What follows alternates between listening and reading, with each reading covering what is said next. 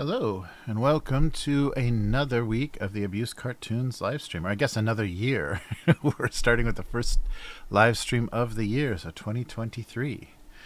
Another year of the Abusecartoons Livestream. So, hey everyone, how's it going? Hey Matt, hey K5, how you guys doing? So yeah, it was, 2020, it's been 3 years. It was 2019, I guess, was the Christmas that I gave up, and then I found out I got raided and decided I can't give up because actually people saw what I was doing, finally saw what I was doing. So back again. Let's keep the trend going. Oh, and that was great. Yeah, thanks again, Hyphonics, for the raid at the end of the year. We're back over 1,000. So let's see if anything happens with that. So I hope everyone had a good holiday. Yeah, so the holiday's kind of delayed here. Christmas is not so much, but New Year's is the bigger one. So we had New Year's at the in-laws. And yeah, pretty small. The grandmother passed away a few years ago, so it's so not much visiting from cousins and things, and because of the pandemic and everything, that all slowed down as well. So it's a much smaller scale than it used to be, which isn't bad. I don't mind that at all when there aren't all of the like everyone is married that's gonna get married kind of thing, so we don't have to meet any new fiancés or any of that kind of stuff. People might know how that family stuff goes, so that trend is all over. Everyone's so old that they're either married or have given up in the family. So no more of that. Yeah, those first uncomfortable holidays. Yeah, I think I had any of that, but yeah, that's always a thing. It's like deciding whose parents you're going to go to for the holidays, and it's the first time meeting them. I only had one, first time meeting my previous father-in-law, my former American father-in-law, and that was a nightmare. But yeah, it was over quickly, but yeah, lots of lots of nonsense related to that whole thing. Yeah, I don't miss all the driving. That's the bad thing with my family situation in the U.S. is no one lives very near each other, so you're driving and driving and driving. Yeah, Matt, it's late. So thanks for saying hey, and yeah, I got some stuff to talk to you about, definitely, so I'll hit you up. So I guess we'll be talking Friday night, so I can hit you up then. But some exciting stuff we got to talk about. But take care, and good night, Matt. Thanks for stopping by. All right.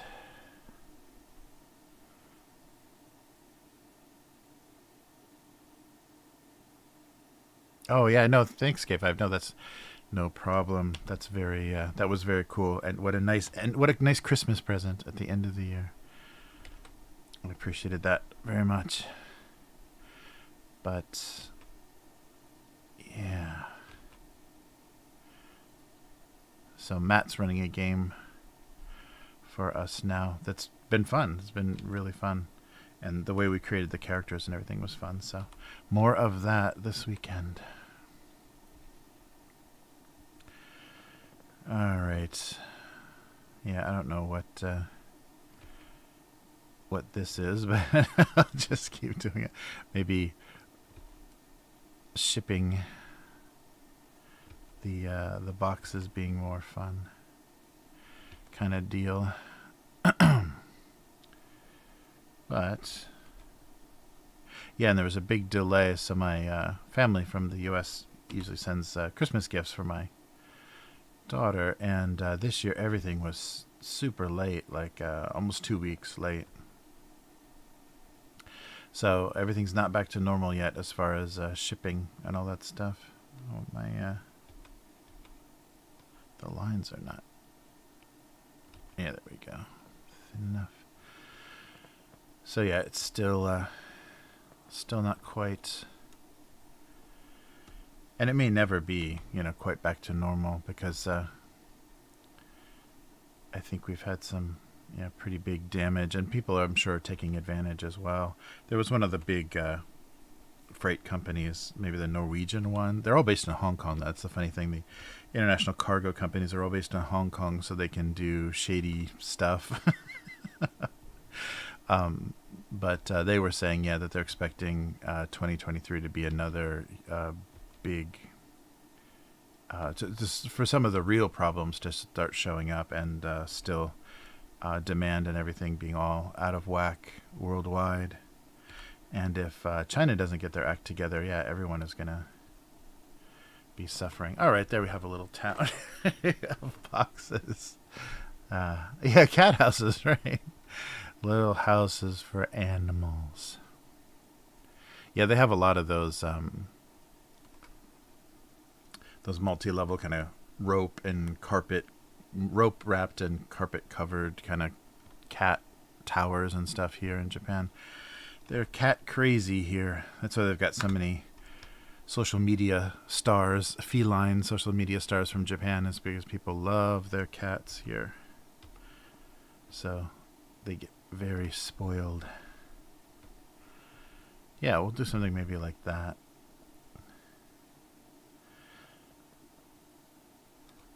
The leftover shipping boxes. All right. Oh yeah, maybe I should do some seams on those too. That might help. So this one. Yeah, do some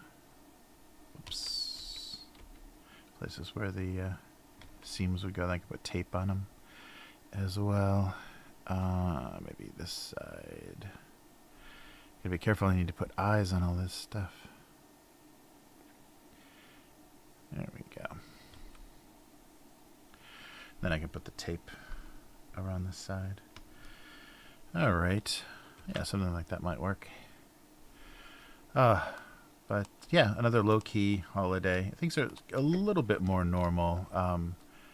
People are out and about a bit more. But yeah, and I can't tell. There were some strange touristy-looking people on the train, but I couldn't tell. Oh, not this one. This one. I couldn't tell where they were from. They were all just fat Asians sleeping with big suitcases. But from what they were wearing, they didn't look. They may have been domestic tourists, which is good. Domestic tourism is very good for Japan. We need to have a bit more of that as opposed to international stuff. It's just, unfortunately, it's just too safe here. So it's a great place to go, because the rest of Asia, you get off the plane and instantly someone's trying to scam you. So, oh, that's on the wrong layer, isn't it? Yes, it is. Okay, so let's redraw this one on the layer it's supposed to be on. But yeah, we'll see what happens.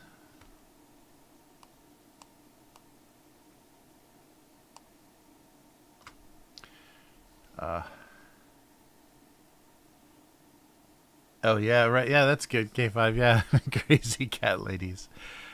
Use for boxes. Yeah, it's so funny too when there's just an open cardboard box there and a cat naturally just like sits in it.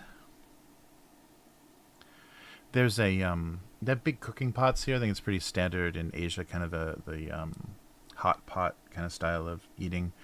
So they have these big ceramic pots that are perfect size for cats to like curl around inside. Like the size of a cat kind of curled around on itself fits exactly in one of these pots. So there's this whole cat cooking pot photography thing where cats curled into there because I guess they like those close spaces. It feels safe.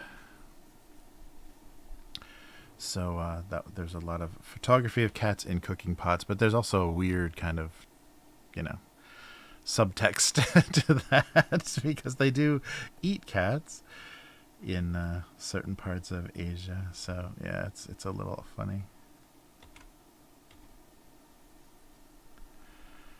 All right, this one.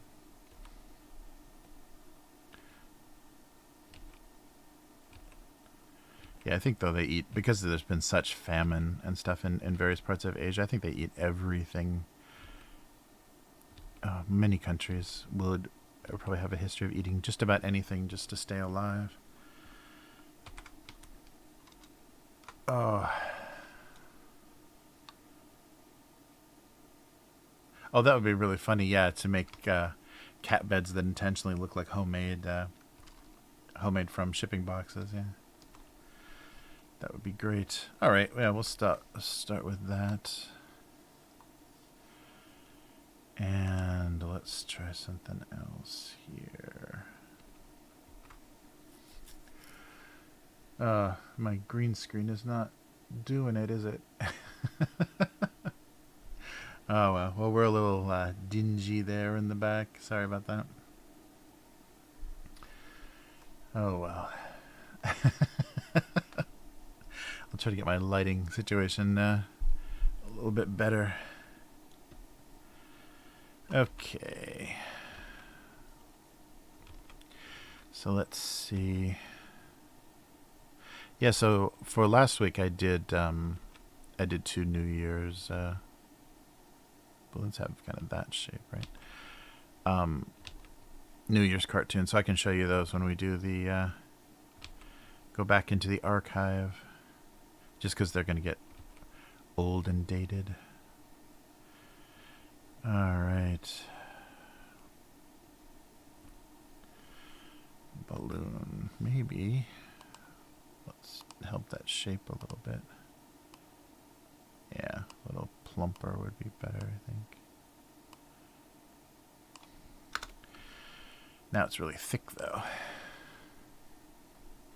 The lines. Cat caves. There you go. Oh, the bowl-shaped beds. Yeah.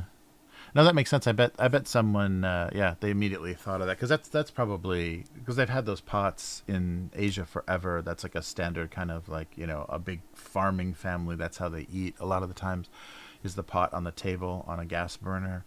So yeah, I can imagine someone tried to commercialize that, especially in Japan. But yeah, that's probably a I don't know, like 500-year-old thing that people noticed. However, old cat caves. Oh, that's funny. Cat caves. Yeah, for some reason, because cats can curl up on themselves, so that shape is just about perfect. A round, shallow cooking dish is perfect. But let's try something a little more. Come on.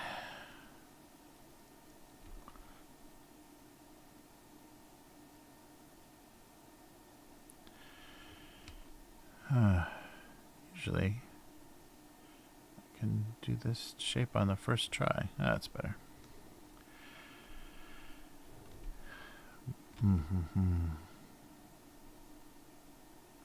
Yeah, because I think the ceramic cooking pot preceded the cardboard box by a few centuries.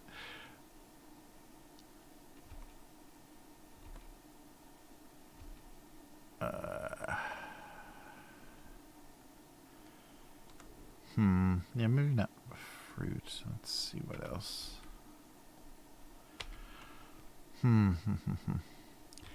Cat caves. That's funny.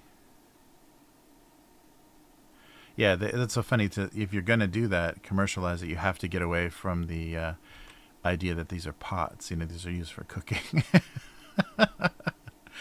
People would be a little uncomfortable with that idea.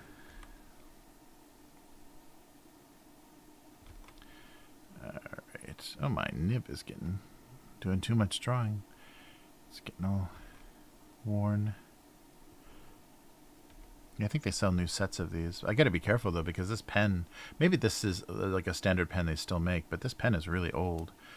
So I can imagine, because it's at least 8 or 9 years old, and this tablet itself was already like maybe 10 years old when I got that. No, maybe not that much, but so at least the whole thing is 10 years old. So this could be like a 10-year-old model. So I have to be careful that there's still replacement nibs for it. The base that it has, it unscrews at the bottom, and there's a bunch of stuff in the top. So I still have several to go through, but I really like this felt tip one. So hopefully I can replace that someday. All right.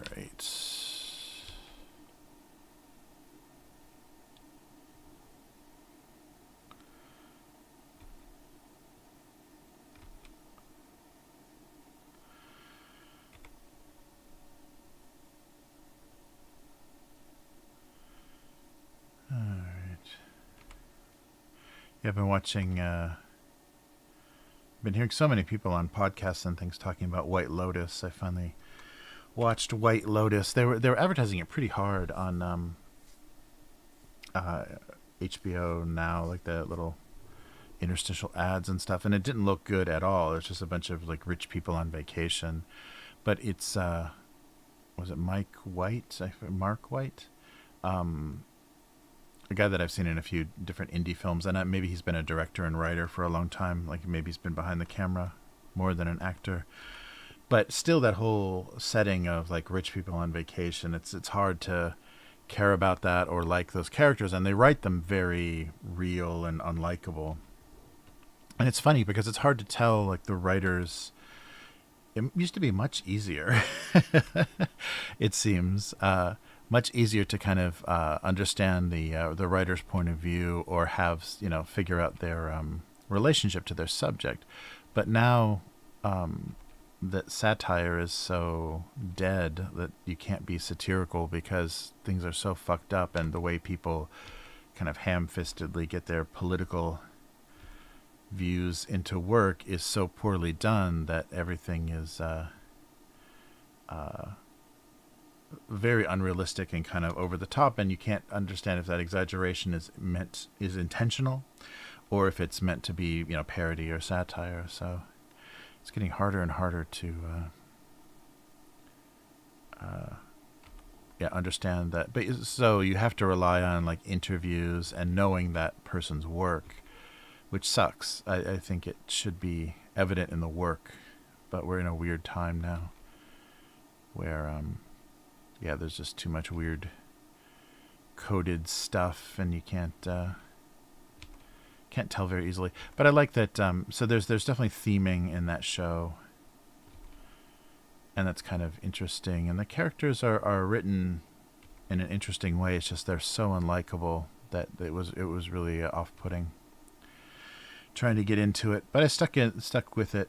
And the gimmick is that like each season is a murder mystery, basically. Like the first scene of each season, kind of like Breaking Bad did the black and white stuff, maybe in later seasons, to kind of show you what would be happening or where things were headed. In that season, they do the same thing where the very first scene is a body, the finding of a dead body, and then you have that looming. They're only like 6 episodes. The seasons are very short, but you have that whole idea of who died, going through the whole thing, and because the people are so like horrible and unlikable, you have the person you hope it is. And I didn't even catch that from the very first season, that they imply something very heavy from the very first scene, and I totally missed that the first time I was watching it, because it was just like the whole tone of the actors was so ugly.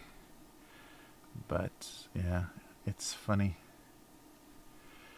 $4,000.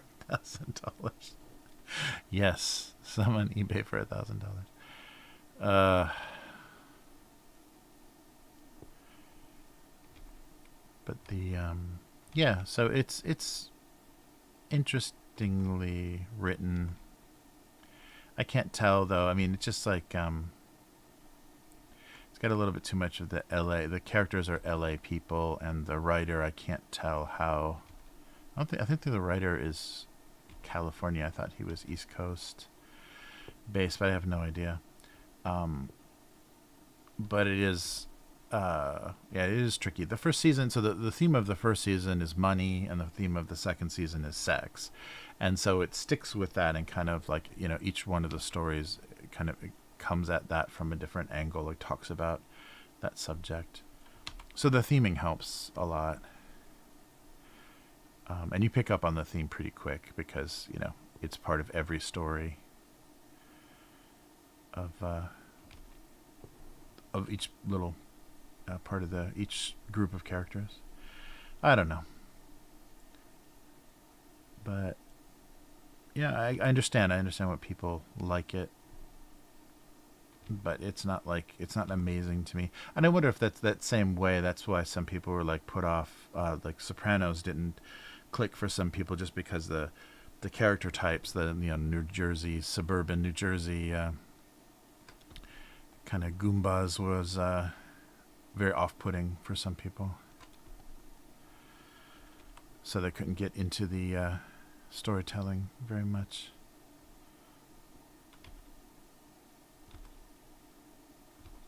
Alright.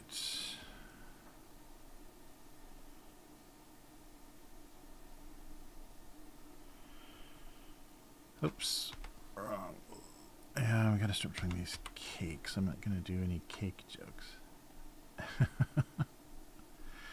Too many of those. Alright. Yeah, I don't know. None of this is...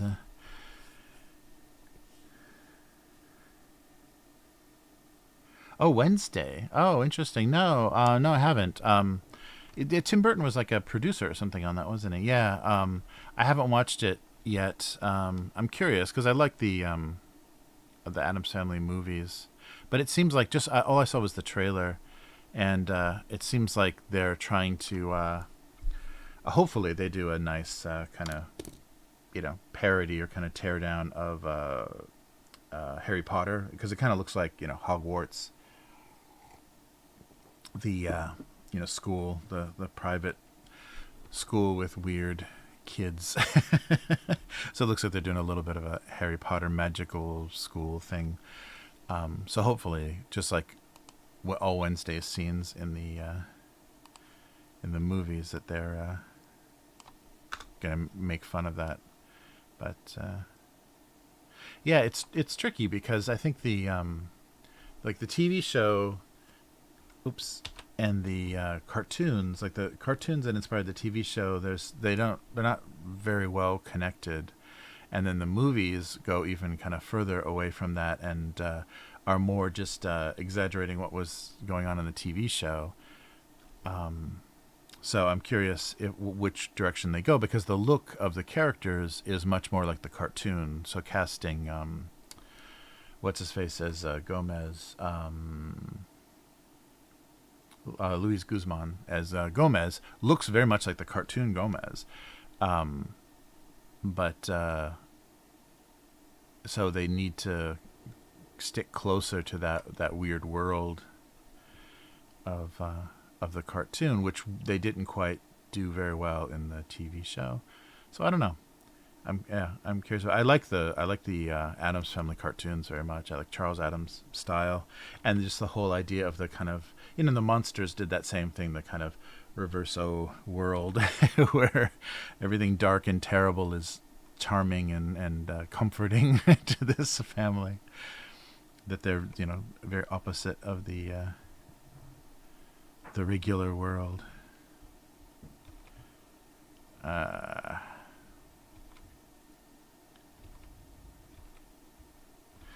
Yeah, I wonder if. Oh, but yeah, they use just like the Universal monsters, though, didn't they? In the monsters, I wonder if there was any trouble I guess it was didn't look like it enough. The only theme was, you know, a little bit horror themed, and then the tone that the family was outsiders. I don't think you can trademark that. All right.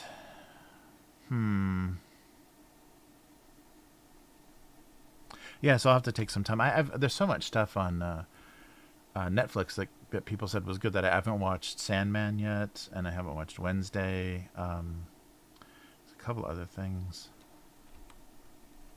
Oh, and Matt was saying that what is it? 1899.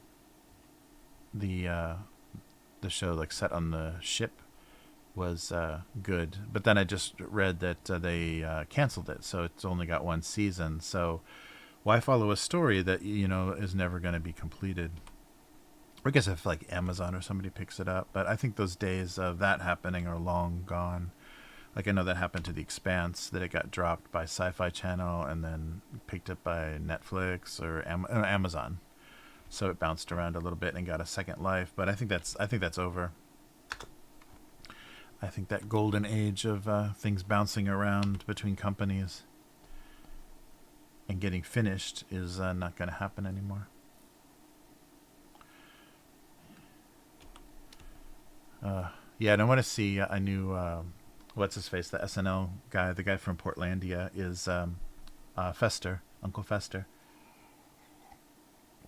So I want to see him, what he looks like. I just saw like one quick scene. Fred Armisen is Uncle Fester. So I want to see if that works well. Because Uncle Fester has just like a perfectly round, like pumpkin head in the cartoon, like Gomez. So Fred Armisen's not quite that, but I think he did actually shave his head. I thought I saw some news story where he did shave his head to play Fester. So that's commitment. But yeah, there's a lot of stuff I gotta catch up on. That sucks. That it's just, I don't know. I gotta have when you don't have like a coworker, peer group, or anything, like reasons to keep up with something. So at lunch or whatever, you can talk about something. It's harder to do that. All right. Yeah.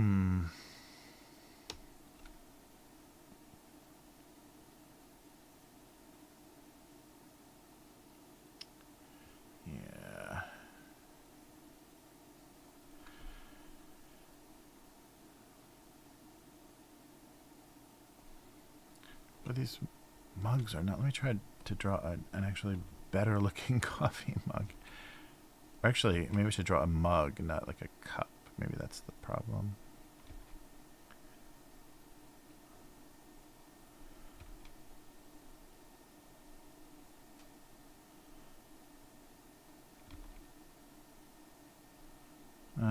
It's not any better. Yeah, I've got a weird touch today.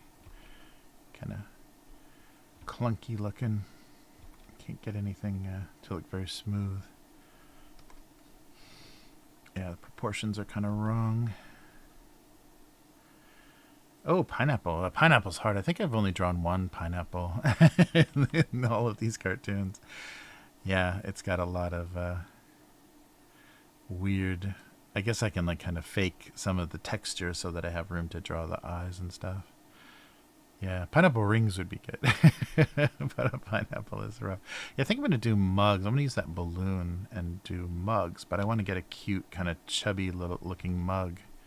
Not these like weird, rigid ones I've been drawing. I don't know. Oh yeah, something more like this.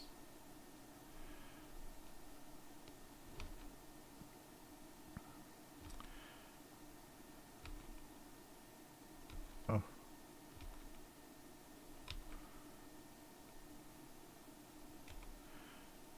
It's so funny, HBO gets so much buzz on a lot of the shows that they make, but it's so hard to get access to a lot of that stuff.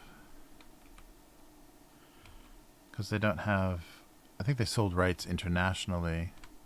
So there's no HBO. Like HBO as a brand isn't really known outside of the US.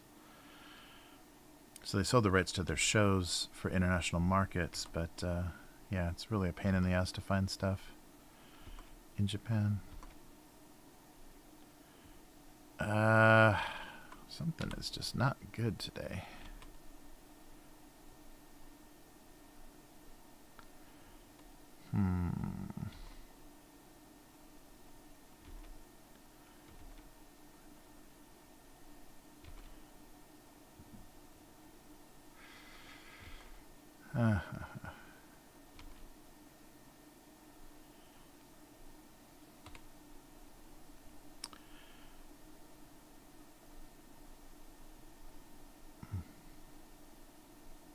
Yeah, I came across a couple. Is Portlandia like still a show? Are they still making new episodes? Because I came across some like entire seasons all thrown together in one big video, and it was like 6 and 7. So I think that's like the seasons, but it was episodes I'd never seen before.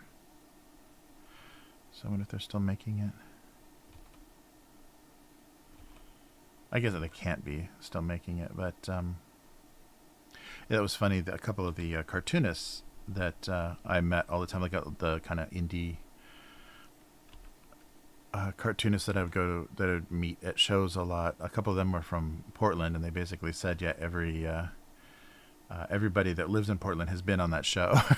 It's like the entire population of Portland has been on Portlandia.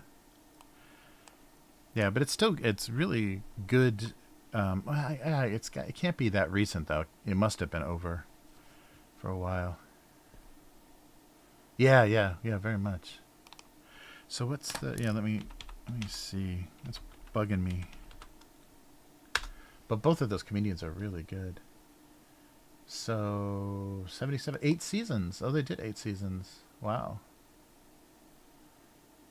Wow, 2018 was the last. So yeah, they made it into like the kind of super woke time, and it doesn't seem like the show was affected. They were always. I like that they're obviously, you know, West Coast kind of liberal thinking comedians, but that they can make fun of both, both sides, which I don't think is a thing that happens anymore. You basically pick a side, and you're on the attack, on the attacking the enemy from then on. But they were really good at parodying, like the feminist bookstore, the lesbian feminist bookstore, and there's just a lot of great characters in that. And I think because they were like making fun of types of characters out of love, out of affection for those people, knowing that like that weird diversity made up and made the interesting kind of fabric of that city, which is totally gone now. Nobody can write like that anymore.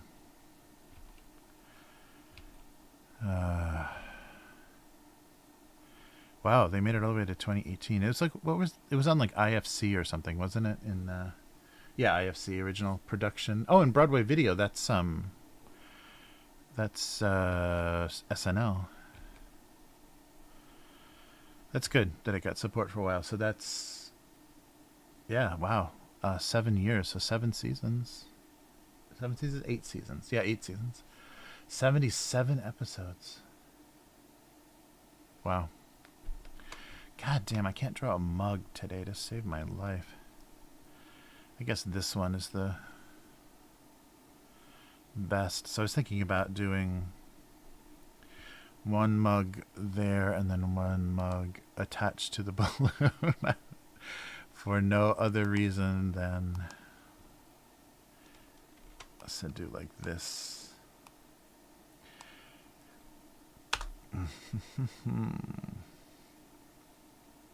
Okay, so the 2 mugs and the balloon. And these 2 layers. And is all the copyright stuff still there? Yeah. All right, there we go. Yeah, for some reason that corner is sharp. Yeah, good show. I really loved the tone of that show. Yeah, the last one I saw was the a couple in their 40s wanted to go to some festival, and some outdoor festival, but they're like, we're too old to go. So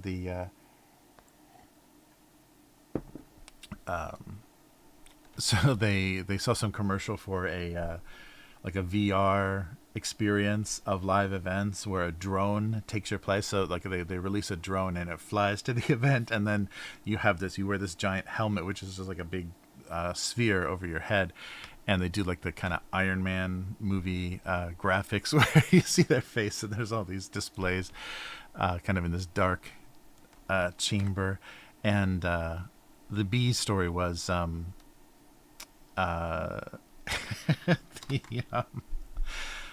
blanking on the name of the band, but the band that showed up to play the festival was divided between these two halves, and they're negotiating with their lawyer on who was going to play and if they could both play, and who actually represented. It was stupid, but I put a bird on it. Yeah, that's right. Don't like it. Put a bird on it. Yeah. But it was good. It was it was very funny.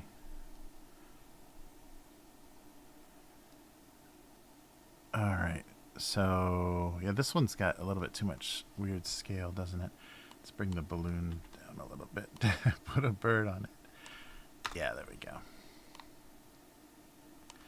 And then yeah, that's a great show. It's too bad that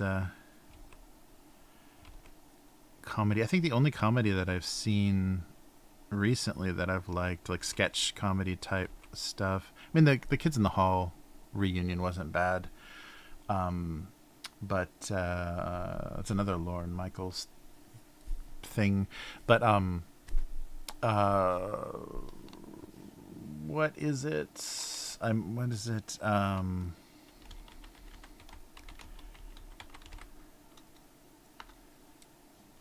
Oh shoot! It's on Netflix. I must be going, or I must something. It's no.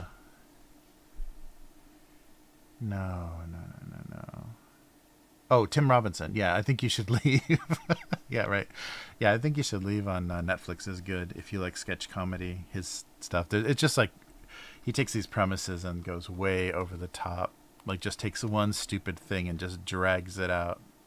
Way further than just to the point of ridiculousness.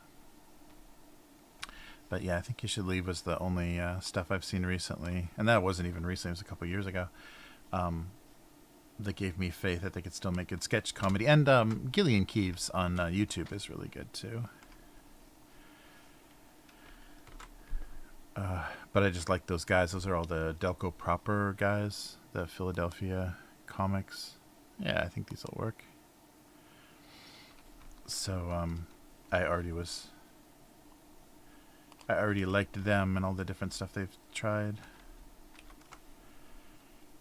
All right, let's color these. Put a bird on it. Nice. Yeah, some really good Portlandia stuff. That's funny. They chose IFC as the channel for that. No. Come on.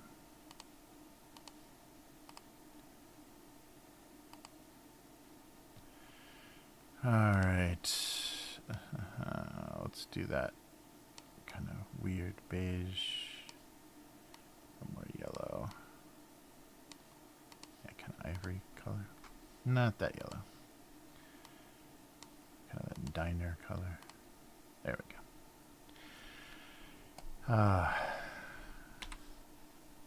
Yeah, good stuff.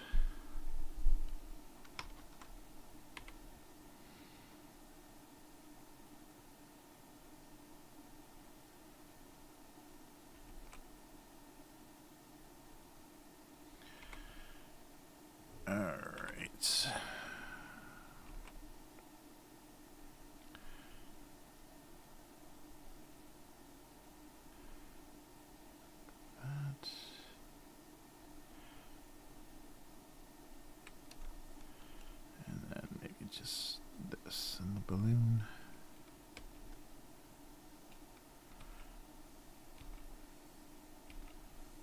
Ah. Something like that. Oh, I gotta fill this. Whoops. Not closed. Oh, come on. I guess the blue, it's not gonna... The difference is not enough. Ah, and I'm also not masking anything. Alright. Getting back into it. I did do this last week, but not streaming it, I guess, makes a difference. I feel very out of practice. Alright. Yeah, people are still going to the temple at the top of the mountain this week. I'm surprised. It's still pretty busy. I thought that was only a first few days of the year thing. Because it's already the 5th here. Alright, and some white highlights to kind of shine everything up a little.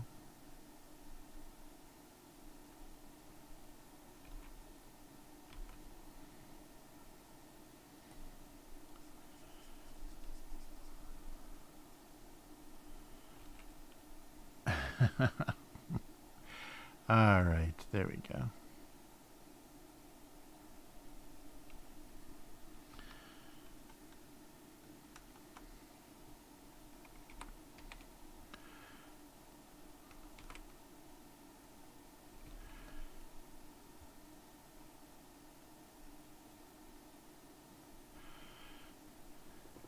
And then maybe here.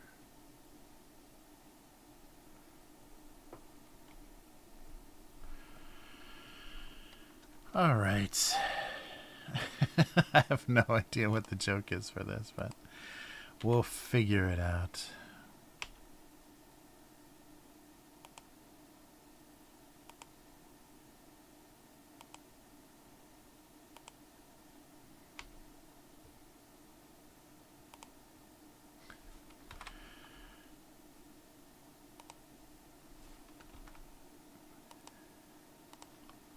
I haven't drawn a balloon in a long time.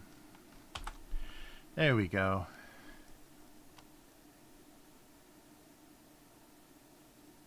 Oh, actually no. It's more the closer you are to train lines and stuff. Actually, temples are very strange. There's some like right in the middle of like big cities and stuff. So that land is very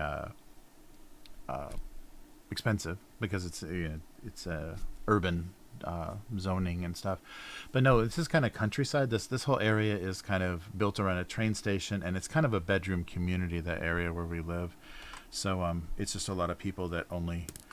It's very suburban, and people just, live here to commute. Because it's cheaper. The land is much cheaper here, because this is more towards the farmland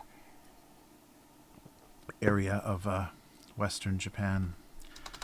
So it's... No, but I'm sure there's like certain restrictions. We didn't run into any of it because we're not that close. We're kind of halfway up the mountain, and then the temple's at the top of the mountain. So we didn't run into anything too weird. Oh, I'll tell you what that is later. If Unknown Girl shows up, I don't know if she used that or not. I sent her a message over Christmas, but I didn't hear back. All right.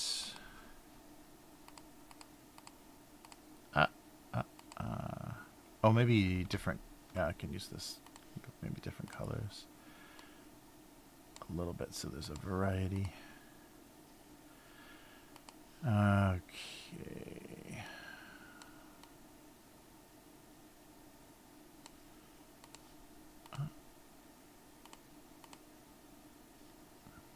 Maybe just naturally make that a little darker. Save me some work. Oh, okay, I saw it. Yeah, that was something Unknown Girl. I totally missed my notifications. I think are still screwed up, but she donated right before the end of the stream, and I think it was because of the it got buried because of the raid, and asked me to do a Christmas picture for John and Sophia with their dog. And I did it, but I don't know if she liked it. Maybe she didn't like it. But Yeah, I tried to do it like newspaper comic style. That's why it has the dot screen on it. But yeah, so we'll see. And now it's like, that's the problem with holiday art is already now it's not useful. All right, there we go. Oh, thanks.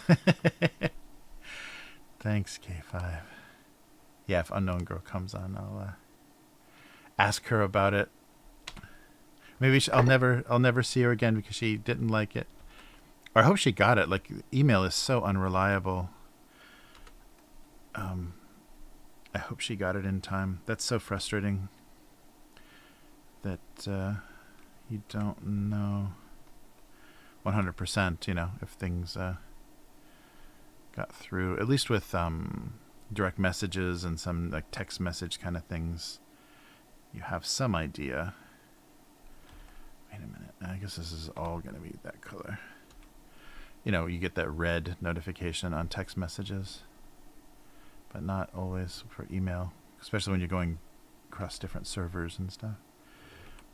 All right, so a little bit here, and then I'm going to do the tape on over the seams.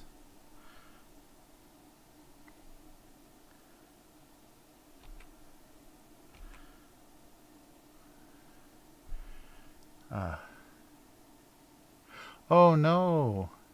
Oh, that's good. That's good. Yeah, that's scary. We had a little bit of that over the holiday too.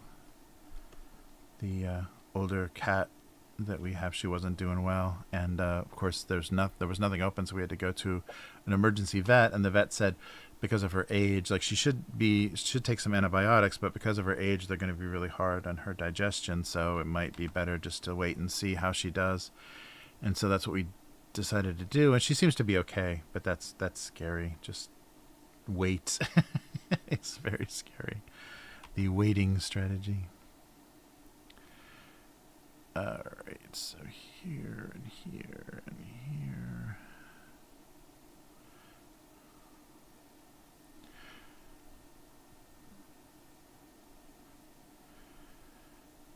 Alright.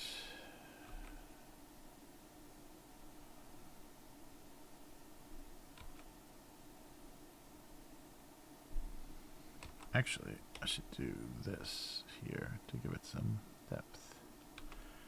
I can do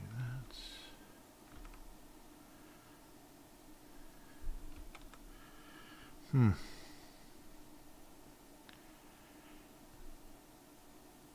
Yeah, all that stuff is tricky. Okay, let's try some tape on the boxes too.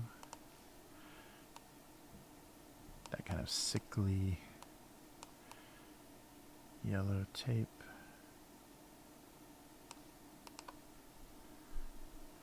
Oh no. Yeah, that's scary when they make crazy sounds like that. The older cat we have, a lot of the cats that we rescue is because they're attacked by wild animals. There's like raccoons and various stuff around here that fight with the cats. If people leave out food, they fight the cats for the food. And a raccoon can fuck up a house cat, a domestic cat, pretty good. And also their wild animals' saliva and stuff has a lot more crazy bacteria in it. So they end up getting these kind of blood, I don't forget what it's called, like a blood toxicity or something. They have like bacteria in their bloodstream that damages their kidneys. So it shortens the life of a lot of animals if they are attacked. And the wound gets infected by whatever the nastiness is in the wild animal's spit, in the saliva or whatever. So that, yeah, we have a cat that her kidneys are totally screwed, so it shortened her life. She's pretty old, but it shortened her life pretty good. That's too bad.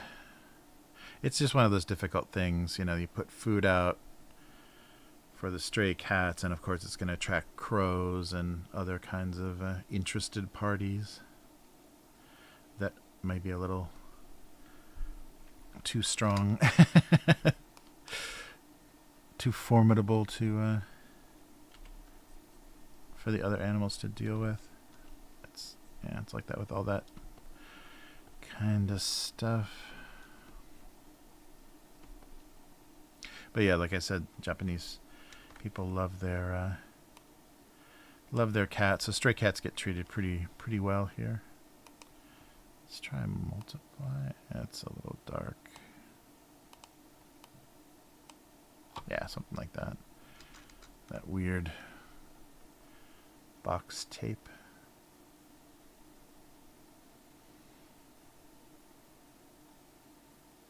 Yeah, right.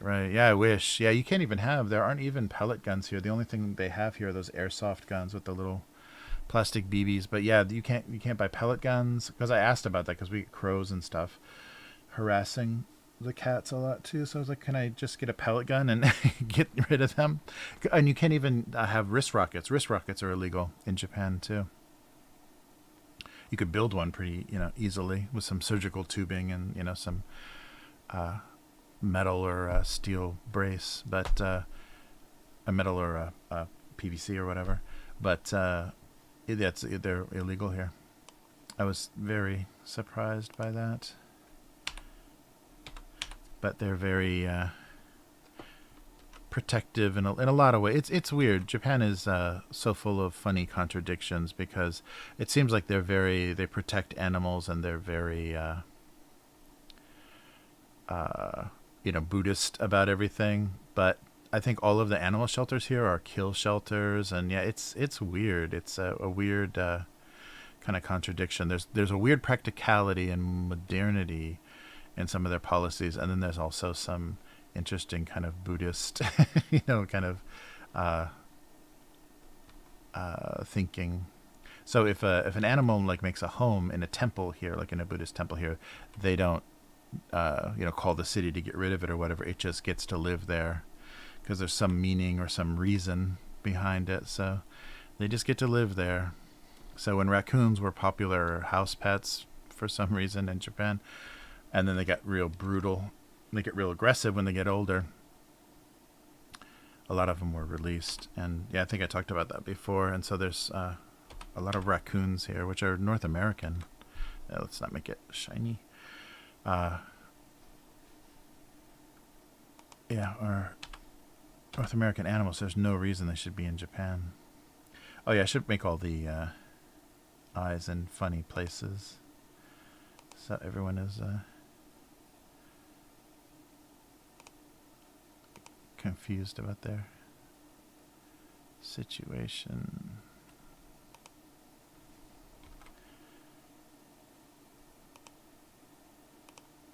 All right.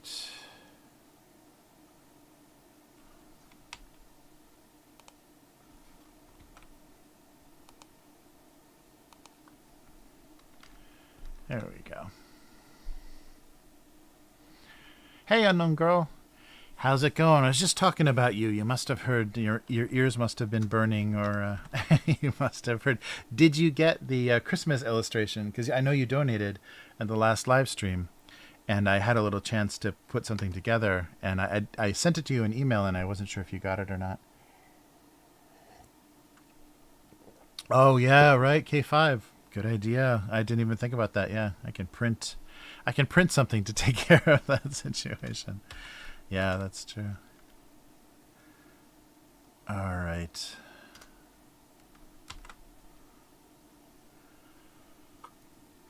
Oh.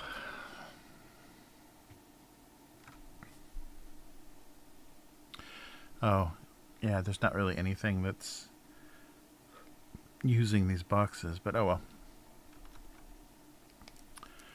All right. I think we're good.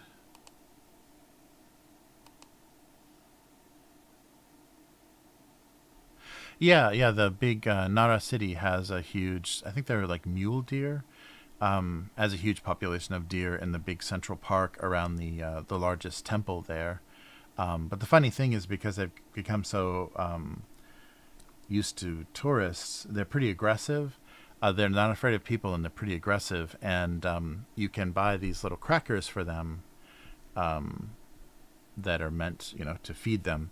and the deer, to get as soon as they see someone that has those, they surround you, and then they bite you from various positions, so they know if they bite you that you'll turn around and then they can grab the cracker out of your hand. So some little kids are very traumatized when they want to go, like they go like a kind of rite of passage just to take your kid to have them feed the deer in the park. But the deer, for a little tiny kid, the deer are gigantic, and they're really aggressive, and they start to bite you to try to get your attention, so they can steal the little crackers from you. And some kids have these horrible traumatic experiences, like some kids in the US, in like suburban US, are afraid of dogs because it's like aggressive neighborhood dogs or whatever. So some kids here have deer trauma from being mobbed by these, what look like giant deer to a little tiny kid. But yeah, that's a funny cultural thing here. So there's a lot of video of kids crying, asking their parents to save them from the deer. Oh no! Oh, I'm so glad your cat was returned. Oh, that's so scary. Yeah, I hate that. Missing pets. I remember that from my childhood. Missing dogs and cats were terrible. Yeah, it's very funny. Yeah, I don't know why that's such a common thing, but yeah, so many parents take their kids. Yeah, I used the unknown girl. I used your email from PayPal, which might not be an account you check very much. So that was the one that I had the most easy access to. I think you've DM'd me on something that I could have used as well, but I just thought I'll use the PayPal email because that was where I got the notification from. So hopefully that's not an impossible thing, and I'm sorry if it's late, because I know it's very time sensitive. It's very seasonal. All right. Oh wait, let's stop that. There we go. All right.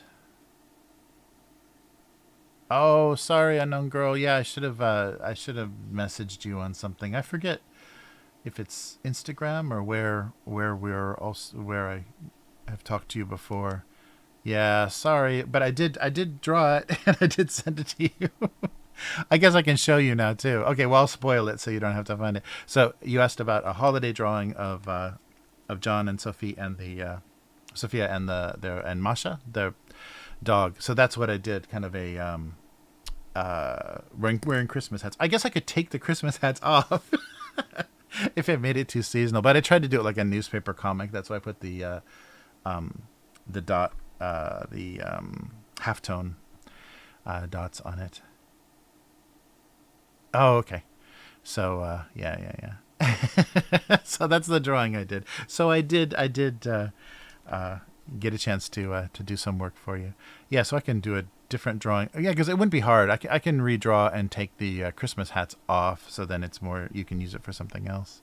But thank you so much for your the donation. That was very sweet. And sorry, my notifications weren't working. I think it might have been either right before or right after the raid, so I totally missed it. But yeah, that's there's happy Christmas 2022. So that should be in your email that you use for PayPal, but I can also upload it somewhere else if you want a link for it. Yeah, it's always next year, right? There will be another Christmas, so it'll work. Yeah, I've always been really. A lot of cartoonists do calendars, but those are always so stressful because you can make them like 15-month calendars, but you have this like window of time to sell them, and otherwise, so if you pre-print them, you're in this rush, and then you get stuck with some, and so then you're just giving them away once they've eaten up a couple of, and then once they're like 6 months old, you just have to throw them away. Like there's no. Nobody wants a calendar that they can only use half of the days. So I've always been super paranoid about doing. I've never done a calendar. I've been involved like collaborations on calendars where like I was one of the months in a calendar, but I've never done it myself and tried to sell it. It's just too hard. All right. Well, we'll figure out what this writing is. or what the jokes are in a minute. Oh yes, let's go take a look. I'll show you guys a couple of the or what I did last week for the New Year cartoons. So let's go to commands. There we go. All right. So this was for Tuesday. Oh wait, here. I'm so confused. This is for Tuesday. So it's the year of the rabbit. This year, the Chinese or the lunar calendar is year of the rabbit. So I just drew a bunch of rabbit holiday cards, New Year's cards. So year of the rabbit was likely to continue the downward trend. So I just wanted to draw a sad stuffed bunny. I guess I should have done some stitches or something because you can't quite tell it. It's supposed to be a stuffed bunny, but yeah. And then the one before that, was the I usually drew the glasses, but this year it's like a headband. So he was not the cheap, he was not the cheap plastic headband the New Year needed, but he was the one it deserved. So just the idea that this whole decade is fucked, so it doesn't even matter what year it's turning. It's a 2020 something. 2020X. So those are the two from last week. And let me see. There we go. Did we stop? Oh, May. So I guess June 2007. Let's see how that's looking. Oh no, I think we're in July. Wow. July 2007. Okay, so yeah, we're done. Let me go to the end of June. Okay, yeah, we did that. Yeah, that's right. So now we're done with it's going to be tricky. There, it just barely fits. We're done with the daily cartoons. So yeah, by 2007, I had gone through the 3 years that I had back catalog, and now we're going to go. So I changed the schedule to twice a week. So this is 2007 is when I started twice a week. So it's been a long time since I've been a daily cartoon, and that was a big part of doing this live stream and having super chats and stuff. I can't have super chats, but the donations and stuff. Oh, and the Patreon. That's right, the Patreon to try to get back to weekly. So let's do the appearance of spinach dip was more than enough to upset even the most secure broccoli. So vegetable dip. There we go. Okay. So July 5th. Yeah, so we're going to jump through. We're going to probably do 2 months, actually, because there's only, you can see on the calendar, only Tuesday and Thursday. So, wow, by 2007, I had already decided. Yeah, because they had switched me, instead of a fluctuating based on the ad revenue, they've switched me my syndication to a fixed amount every month. And so I didn't have to worry so much about new subscribers or growing the strip or anything, because I'd already, I guess, been with them long enough, and I was getting a better deal and a more even predictable income from it. So so I asked to switch to just 2 days a week, and they said no problem. So that was it. So July 1st was the last of the dailies, and so now we are, sorry, I'm trying to fit it in between the chat and my head. Actually, let me just make my head smaller, and that should work. There we go. Where am I? Okay, so 2007, July 2007. Get my head out of the way, and we can actually see. We go boom, boom, boom, boom, boom, boom. There we are. Okay, so some odors were far beyond the reach of fresh pine scent. So that was July 5th. All right. Oh, and it got a like somehow. July 10th. They both sat helpless as the left lens dried into uselessness. Oh, contact lens jokes. Yeah, yeah, those are so popular. And I always was like so freaked out as a kid. I always, because you could like, kind of, sometimes it was only open a crack and you can kind of like reach your finger or something in there, and I always wanted to touch that weird gel stuff in there, but it was always pretty disgusting and smelled like so strong of fake pine or whatever the smell was, or fake flowers. Yeah. Yeah, I think that smell mixed with like air freshener, like cheap 70s or 80s air freshener smells mixed with bad smells like pet odors or whatever, like, garbage, like rotten garbage smell, is the worst, because it seems to make it worse. It just kind of like covers it, but you still smell it underneath. So it's a mixture of pine or flowers and trash. All right, so July 12th, he felt they had more than a 25-cent price difference. Yeah, that's the funny thing. For just 25 cents more, you can get the jumbo, like you can get twice as much popcorn. I should have exaggerated the scale a little bit better to make that come across, but yeah. Gotta always upsell. Oh, July 17th, the application and removal of eye makeup had finally taken its toll. They were all, I don't know why I did so many makeup jokes. All right. It became clear that the little yellow safety card was looking for more than the nearest emergency exit.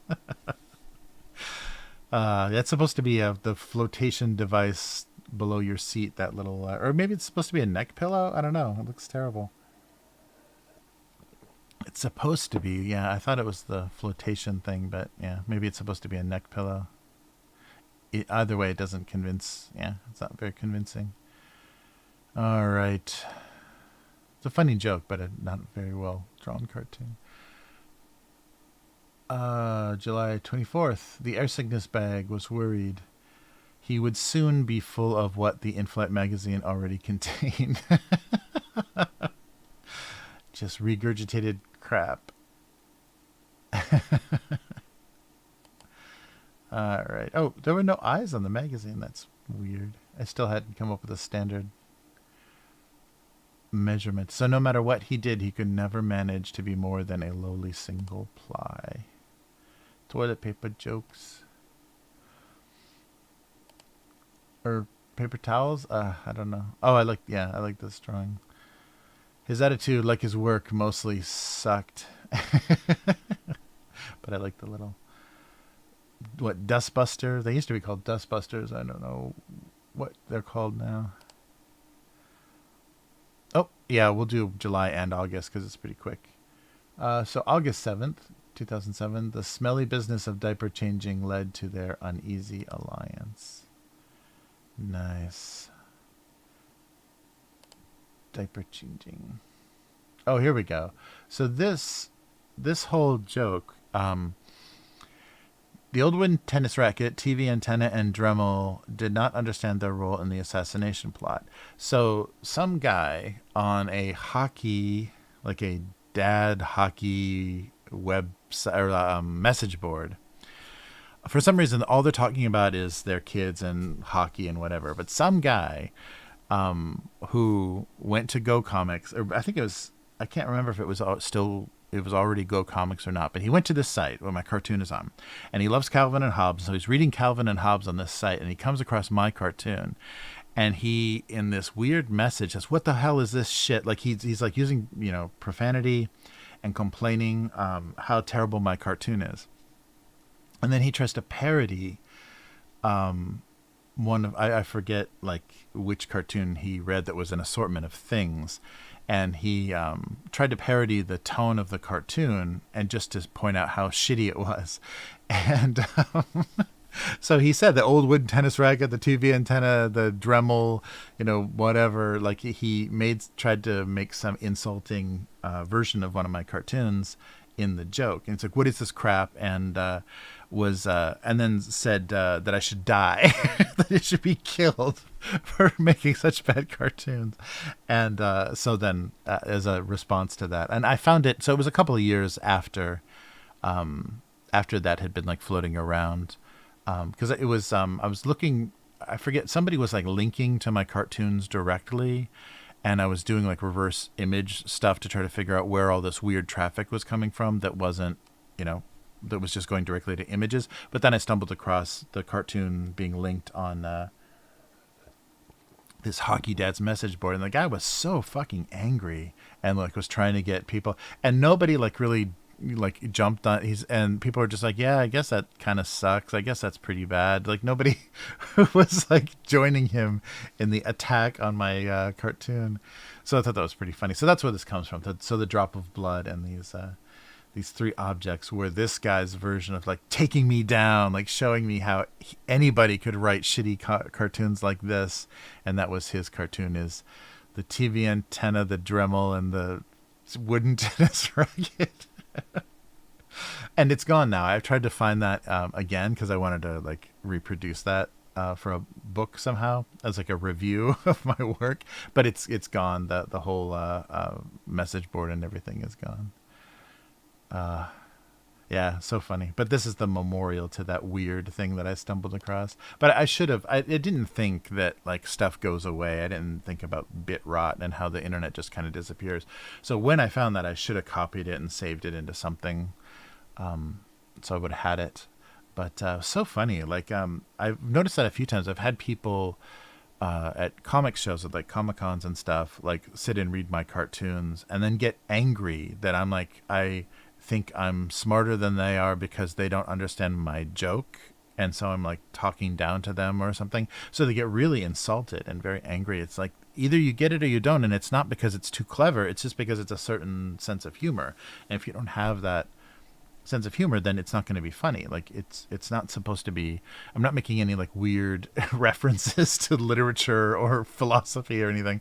It's just stupid pop culture references, if anything. And so it's funny when people get really insulted. It's like, is this supposed to be funny? I don't think this is funny. What's wrong with you? So people, got weirdly offended. But that was the biggest reaction I think I've ever gotten, is that hockey message board. So August 9th, 2007, after the wedding, he refused to refer to himself as whipped topping. All right. Oh, wow. No, August 23rd. We're just leaping ahead weeks at a time. There was something cheap and horrifying about ketchup consolidation. Yeah, they I saw that. Like sometimes they just like actually do try to balance the bottles on top of each other to take two half empty or almost empty bottles and kind of consolidate them. But they make a thing, like a threaded like collar that's the same threading as the glass ketchup bottles, that you can kind of twist two bottles together and then set them up like an hourglass, and the one, eventually, if the ketchup's not too dried out, will like drip into the other one. But it's always so disgusting because both of those bottles of ketchup are probably pretty old, and you're just putting old ketchup in old ketchup bottles. Yeah, it is weird K5 that people get so angry. It's like, this is so nothing. But I think that's very internet, is people being exposed to things that they're just like, what the fuck is this? I hate this. I want to lash out and attack it. August. Oh, look at this. Yeah, this is the first and last time I tried to do something like this, where I put it in an environment that wasn't, was not just white, not a white void, but it's the sky. I don't think I ever did this again, but this is the first time I try to take the cartoon a little bit more out of context. But then I'm going to start, if I started down this direction, then I'm going to start framing everything, and everything's going to have like a horizon line. And it was not good to take this too far. So I broke a rule here, basically, but it's very colorful. So August 28th, it wasn't so much the fear of altitude as it was the fragility of kite string. All right, and August, okay, the numbering doesn't make any sense. August 3rd, the dryer lint knew he had been building up to this. So dryer lint just builds and builds. And okay, September. So, I guess this is going to go really fast now. I can probably do 3 months at a time. Oh, no. September 4th is broken. Uh-oh. Let me see if I've got September 4th. Oh, no, it's not. The website just, it's there. There we go. Okay, it's not broken.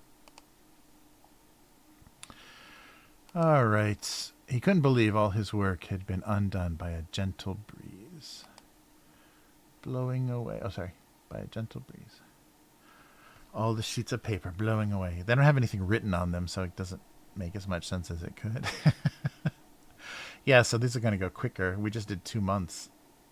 Should we do 3 months? Yeah, that was weird. So it just didn't serve the cartoon immediately.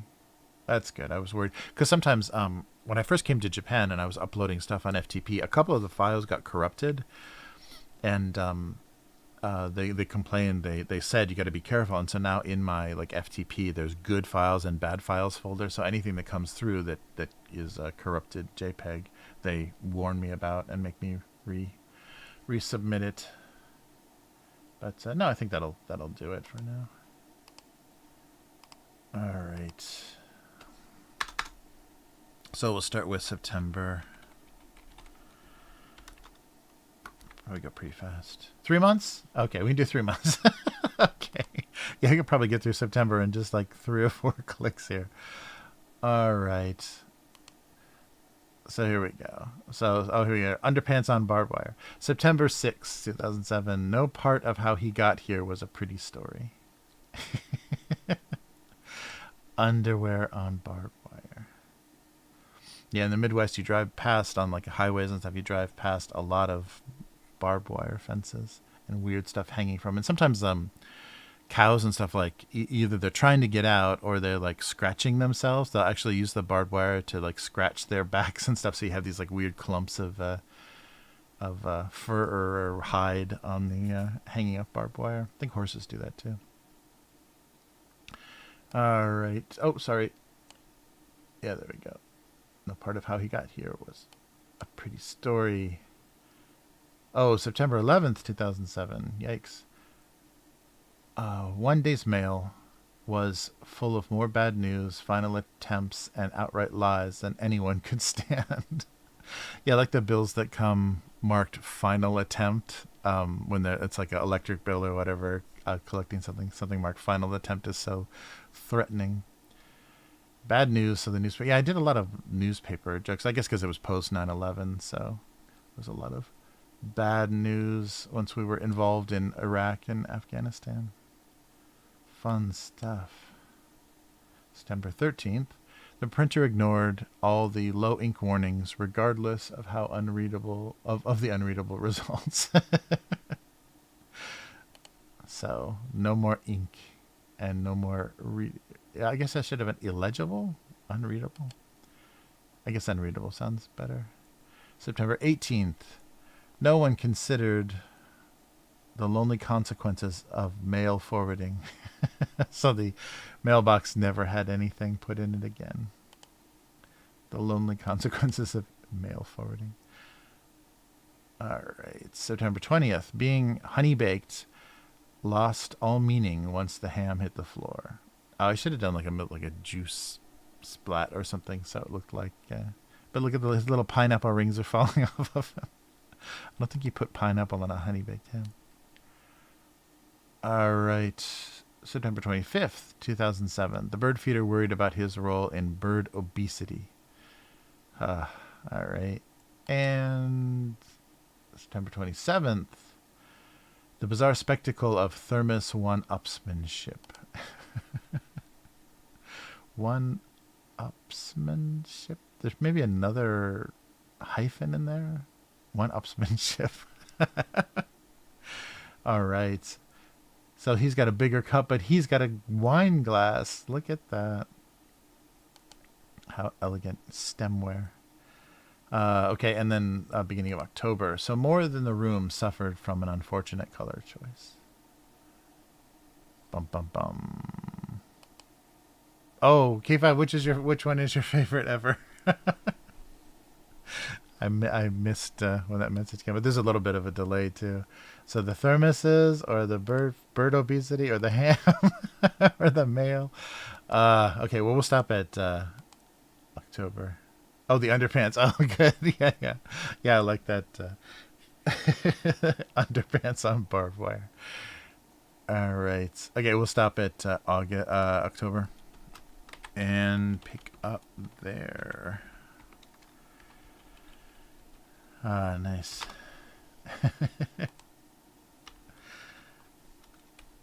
The tidy-whities on a barbed wire fence. Nice. All right, now we got to write some more. Oops. Okay. Write some actual, real cartoons. Yes, yeah, I basically delayed it to this year. Yeah, I want to do both books, the Nmity Story collection and stuff. Oh, I should ask you, yeah, about that Unknown Girl. I'll try to message you later about something, but I need an editor. I would really need like someone to like read through those stories again and see if they can catch anything, because I'm using a computer editor, but I should probably have a human editor look at something. And I wondered, when you send a message in a bottle, but have no bottle or water. Nice. Oh, that's good. Yeah. So my idea was being separated. Like they hope to be together again someday, or he said he would return. Or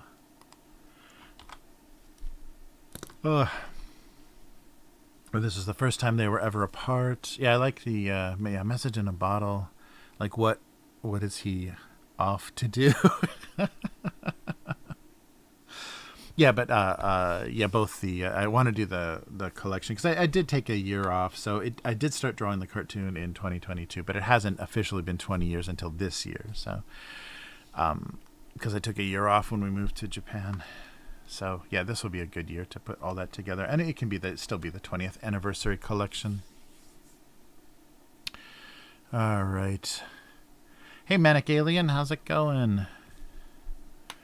We're doing the writing part of the cartoon, so everything is drawn for now. Let's see here. Yeah, something about the separation, or wondering if he'll ever be back, or a strange exit. Yeah, I like the messaging.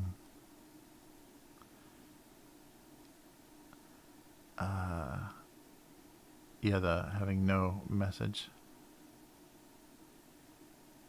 Oh yeah.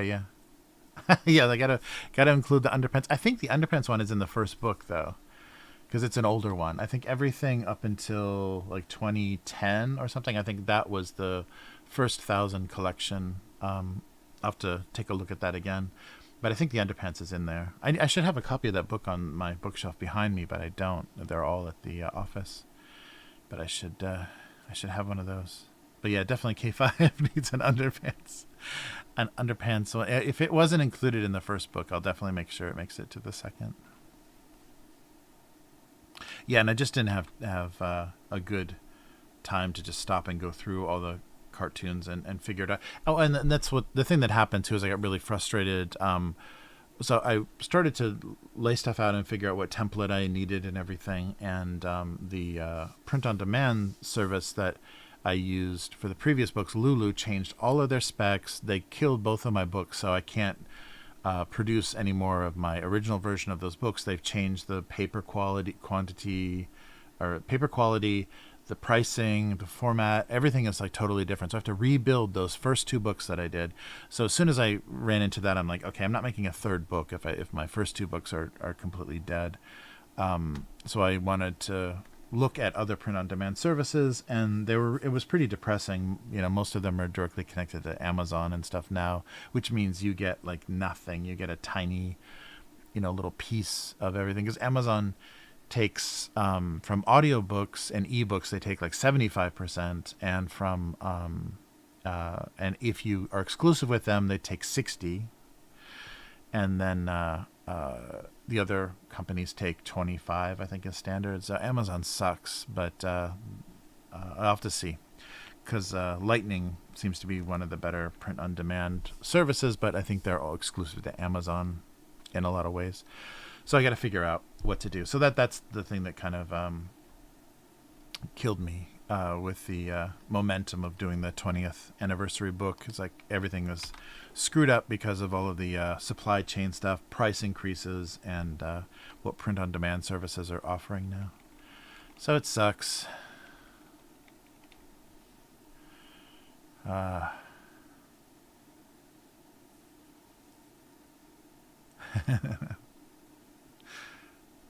Let's see. All right, so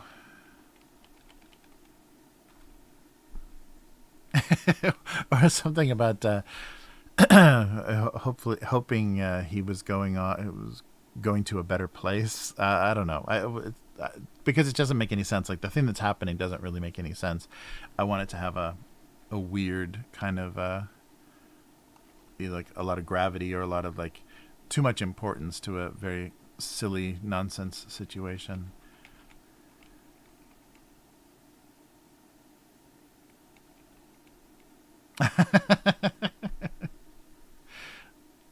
Mm-mm-mm.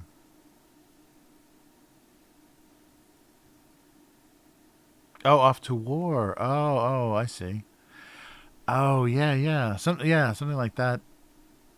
Yeah, that's a super common separation, and wondering if someone was going to be back because it's an airlift. Yeah, basically he's being airlifted. Yeah, so the breakfast, the coffee break, evacuation, or the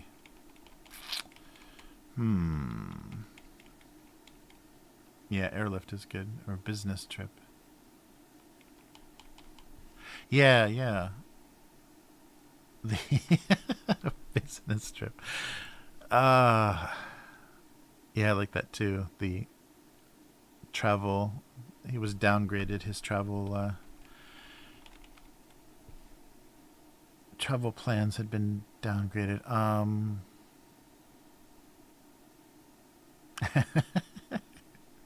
Or just something really simple and stupid was that was the last time she ever saw him. It's something, yeah, I don't know. Uh, I guess the eyes should be a little bit more looking up toward the.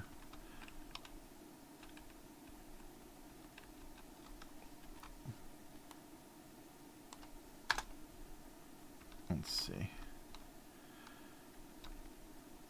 Oh yeah, up a little bit is good.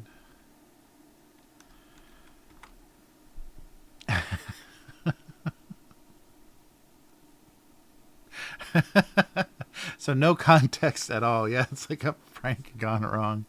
Yeah, no context at all. Just that was the last time she ever saw him. Uh, something like that. I like how stupid and like no explanation at all works well.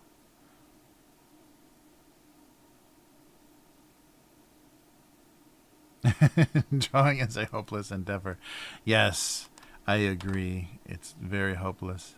And if you don't spend a lot of time doing it, you never get any better. Been drawing this same way for years now. Decades. See, the year of the rabbit. Oh, there's another weird mark. What layer is that on? Where is that? Sorry, let me turn this off. Yeah, I've got a random eye here. Oh, it's on the eye layer. Well, that makes sense. There we go. All right. Year of the rabbit. Okay.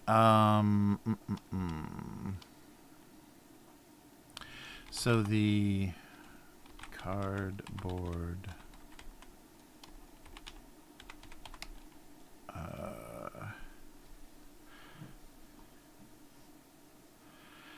Oh yeah. Well, I tried to be, I tried to be a an analog artist, but it just couldn't continue.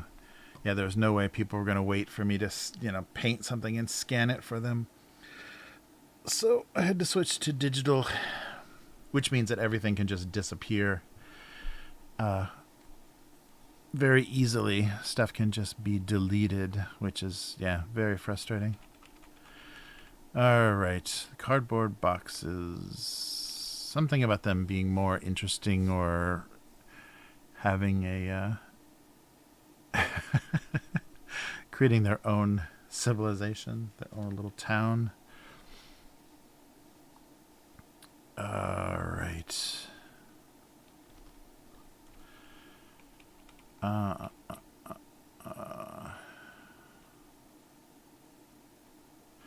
Yeah, so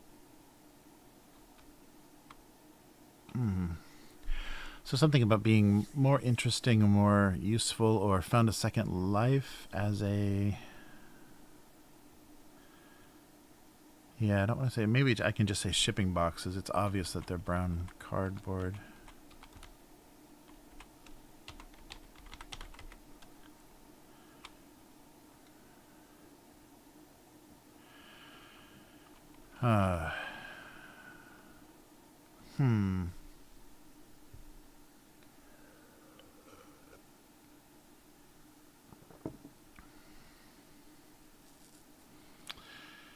Let's see. The shipping boxes.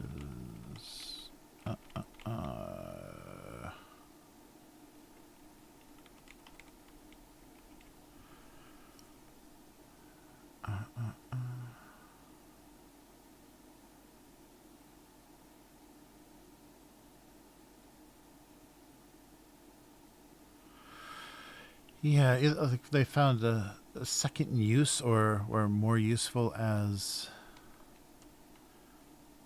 or something about, yeah, a small town or assembled. What's a good fortification, a stronghold, a little encampment? It's got to be a funny word for a group of buildings. Had more purpose than the initial use. Yeah. Oh, Manic Alien. That's cool. Oil and sculpture and metal. That's very cool. Yeah, I did all of that as an undergrad, and then the computer. Yeah, I mean to make a living, the computer just took over.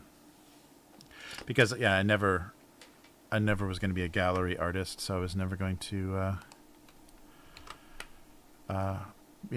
be able to make that viable as a career. So I became more illustration, first animation and then illustration, and then we got to cartooning. Yes, I'm kind of a late in life cartoonist. I was almost 30 when I started doing this. Wow. Yeah, that's true. Yeah, I was like 29, 28, 29. So that wasn't my original intent at all, which is very funny. More animator, maybe comic books, but not cartoonist. Let's see. Yeah, you have to be. Yeah, have to have buyers and get management or gallery backing. So you have someone that's going to sell. So you have someone that's going to broker your art. But yeah, my little bit of experience with the gallery world and art world was like, yeah. I mean, if I slept with some gallery owners, my career would have taken off amazingly well. But yeah, it was a little obvious about how that worked in the big city. All right. Yeah, because I know there is someone that I know that is a painter, and that's her only job. And she meets her dealer, her art dealer, once a year at a hotel, and they spend the weekend at the hotel. And then after that, she gets a commission to paint.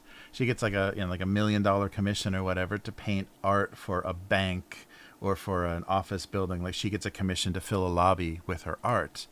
But it involves a weekend at a hotel. So there's a little bit of a give and, there's a little bit extra to that transaction. So stuff like that really turned me off from the art world. And, yeah. And that's that's corporate art. That's big accounts. That's like, Chase Manhattan or whatever has a new annex or a new branch that they want decorated, and so you get to get paid to, and they don't even care what the art looks like. It's basically like buying wallpaper. They just, we want this much art. You can give us like this many square feet of art, and yeah, that kind of stuff is brutal.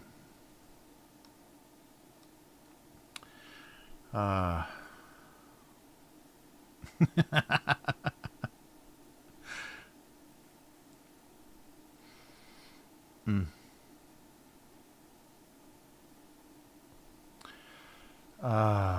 Let's see. Sorry, I'm just double checking. I'm not missing any Twitch messages. Sometimes this combined chat doesn't combine anything.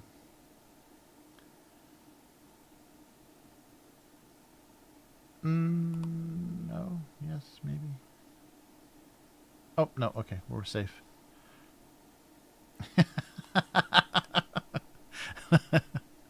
Well, I think the world is working on that. I think everybody is getting to that point.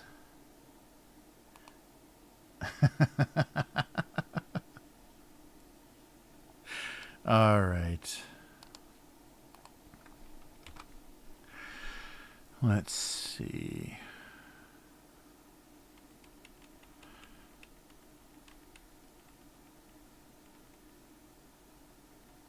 Hey, Butthead, how's it going?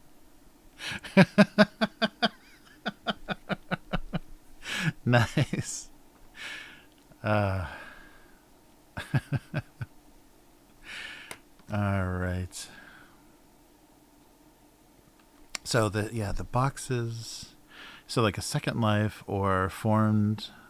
Oh yeah. Or so maybe they. Oh no, that doesn't make any sense. They can't do that to themselves. They can't have cut themselves up into little boxes.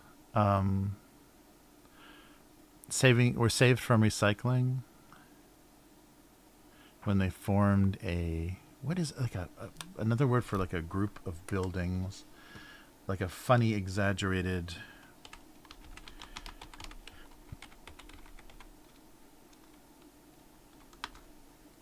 What am I thinking of? A complex? No. A village, city, society,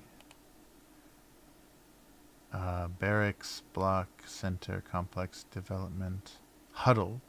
Oh, that's weird. You can call a group of buildings built close together a huddle. That sounds very British. Yeah. Yeah. So what are they like a town for, or what are they like houses for? Something ridiculous, like being houses for. Yeah, I don't know. Something was better than.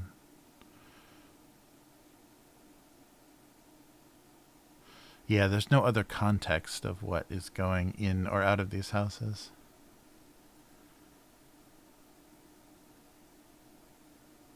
Joining forces is good. Yeah. Oh, yeah. So they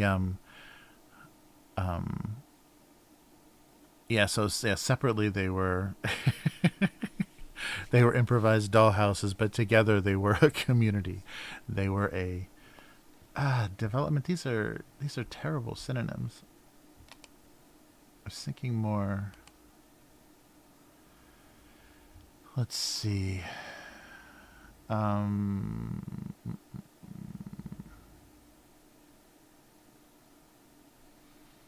Oh, this is just singular. Group of buildings. Oh, not a group. A faction. A faction of buildings. Yeah, these are all groups of cluster. Conglomeration. Yeah, this is just a group of anything, but assemblage. Assemblage, I guess assemblage. Yeah. Hey, Yum, how's it going? Good to see you. Let's see.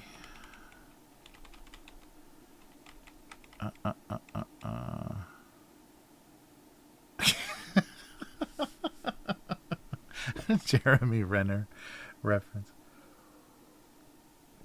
Nice.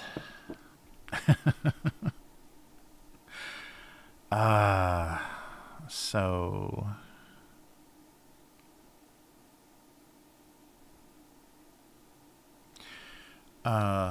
so separately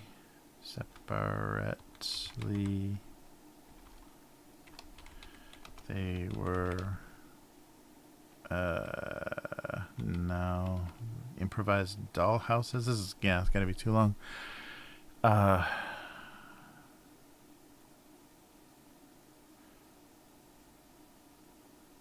Yeah, not separately but together.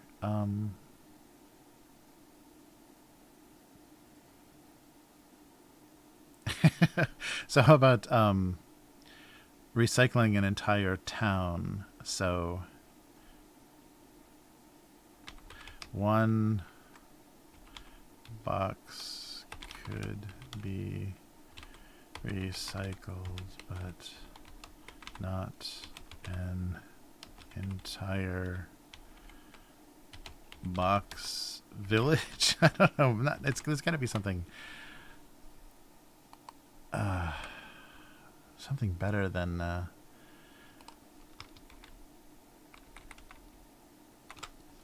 Okay, so what's a village synonym? There's nothing. Suburb, hamlet.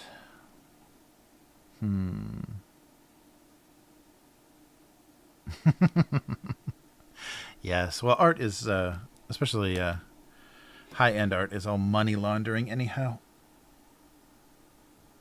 Oh, it's all ways to hide money that was acquired, or should be taxed, or was acquired by questionable means. Why do you think it's all like probably the biggest art collections are also belong to the biggest inside traders and money managers and all that good stuff? Another word for a group of things, a group of buildings. Yeah, a group of buildings. There's not. So a barracks is a group of buildings. So, but I thought it could be a single. It can be a single building. Entire village. Encampment. Encampment sounds funny, but it's, yeah. Domicile.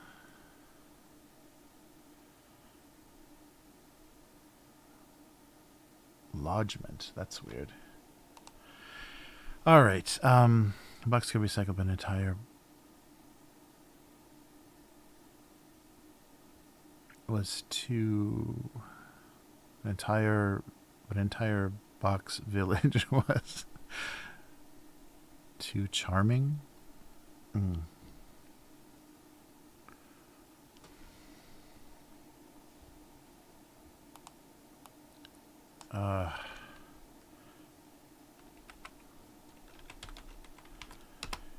Was too what?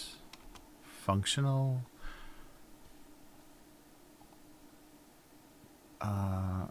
Significant? No, I think, okay.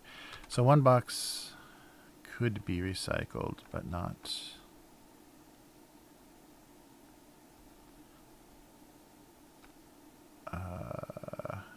Too significant? Okay, what's a significant? I'm trying to look for funny words, but not like words that are obnoxious. Notable, noteworthy, remarkable, outstanding. Something impressive.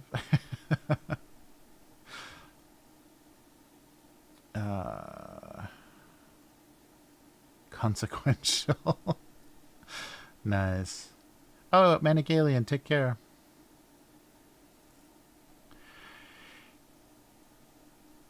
Keep making that art.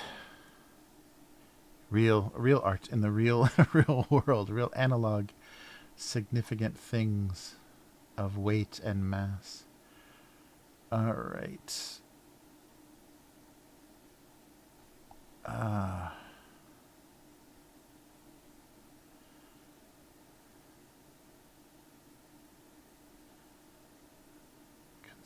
Extraordinary. Yeah, it looks significant, but yeah, something.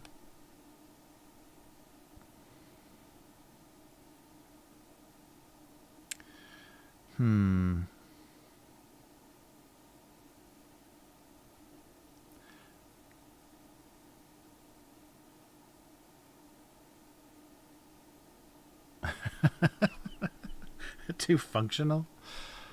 Oh yeah, and a thriving community. Yeah. But not an entire thriving community. Yeah, I want to have like put box in there too, like a box community or box development. Upcycled settlement of boxes now awaited deliveries of their. Oh, yum! That's so good. God damn, that's really good.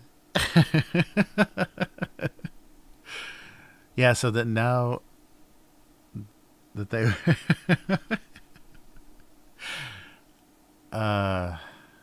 yeah, I like that, the settlement of boxes. K5, don't. Yum is just, she's got it all over us. Both Sedona and Yum like make me feel slow and stupid when it comes to writing these things. They're too good at it. It's too easy for them. They got that woman's web brain. They can connect things better. All right. Yeah, I like that. Receiving boxes of their own is pretty funny. I don't know if I can get that across in like a short enough line though. So once established, the box. I like box village. That sounds pretty stupid.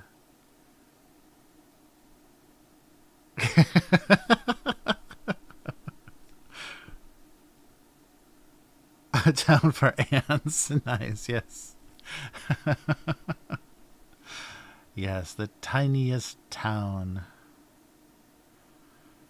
Yeah, settlement is good.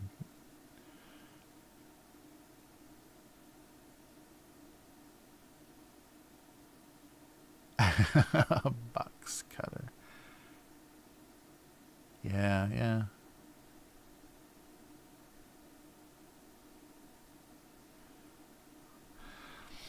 Yeah, that's very funny. Boxes receiving packages.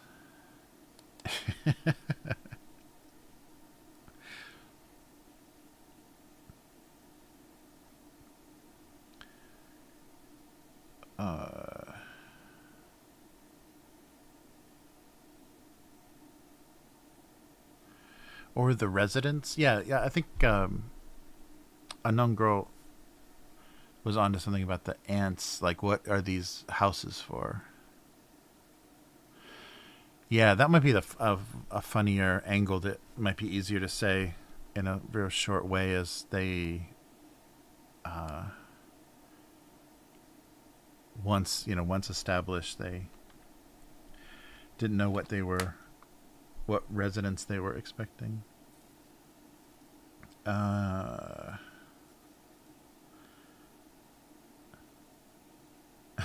They awaited tiny cardboard residents. Oh, yeah, I'm said ants. Ant houses.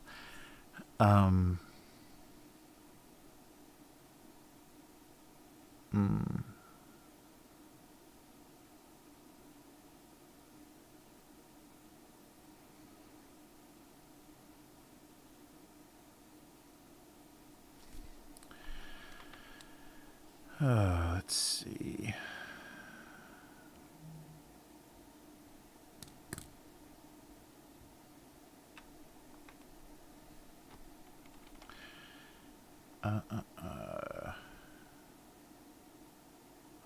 Box could be recycled. An entire box village was to something.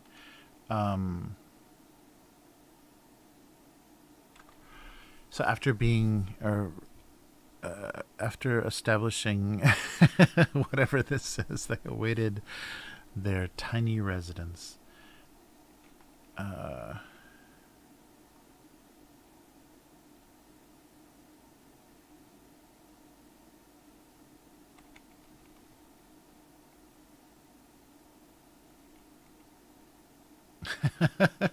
Or like a scale thing.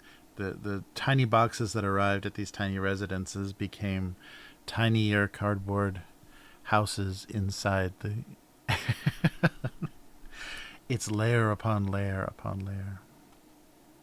Yeah, the girl sitting at the table with the cereal box with a picture of the girl sitting at the table with the cereal box with a picture of the girl sitting at the table with the cereal box on the cereal box. Infinitely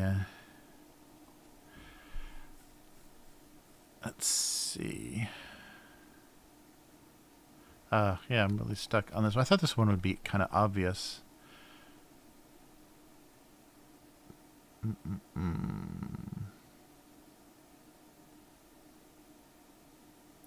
Awaiting their once constructed. Okay, so let's start something like that. Once constructed. Awaited their tiny residence.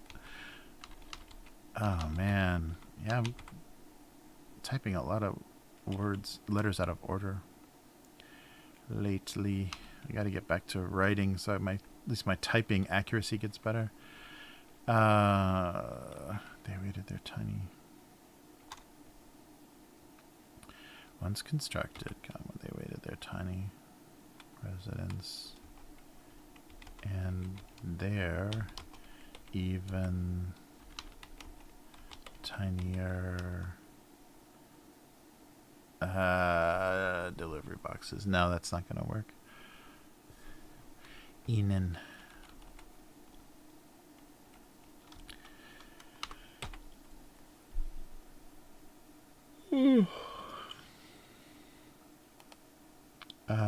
So they won't get thrown out now.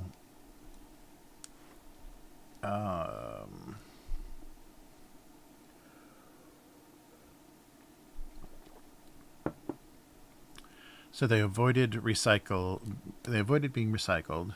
So avoiding recycling just meant having to deal with zoning laws and tiny zoning laws and make-believe property tax.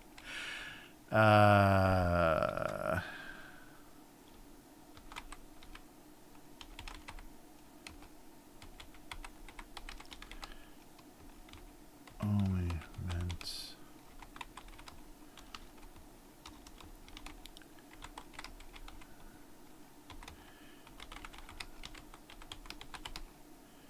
and make-believe property taxes. Oh my gosh, look at this spelling. Avoiding recycling only meant having to face tiny zoning laws and make-believe property taxes. Something like that. Like, would kids actually make up? Would they assess tiny make-believe property taxes? It's a pretty long one. Oh yeah, make-believe is hyphenated. Or is it? Note that many authorities say the correct expression is make-believe hyphenated. Huh. Make-believe with a V, yeah. Make-believe. I've never heard that before.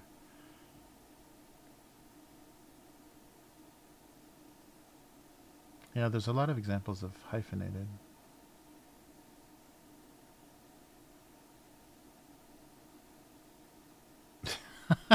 And you can hyphenate it twice if you really love hyphenating things. You can do make hyphen be hyphen leave. That doesn't make any sense. I've never seen a hyphen between be and leave.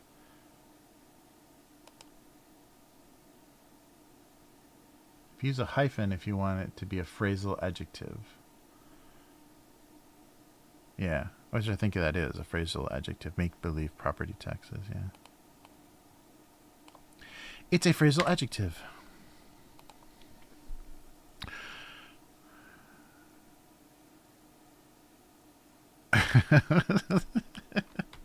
Sure, a modern classic for sure. Oh, what are you talking about? Oh, Zoolander. Oh, yeah. Nice. Oh, sure. Oh, yum. Yeah, so, Unknown Girl commissioned me to draw something that I sent, but she didn't get in her email. But it's a holiday. So here I did a John and Sophia and Masha, their dog, a Christmas version.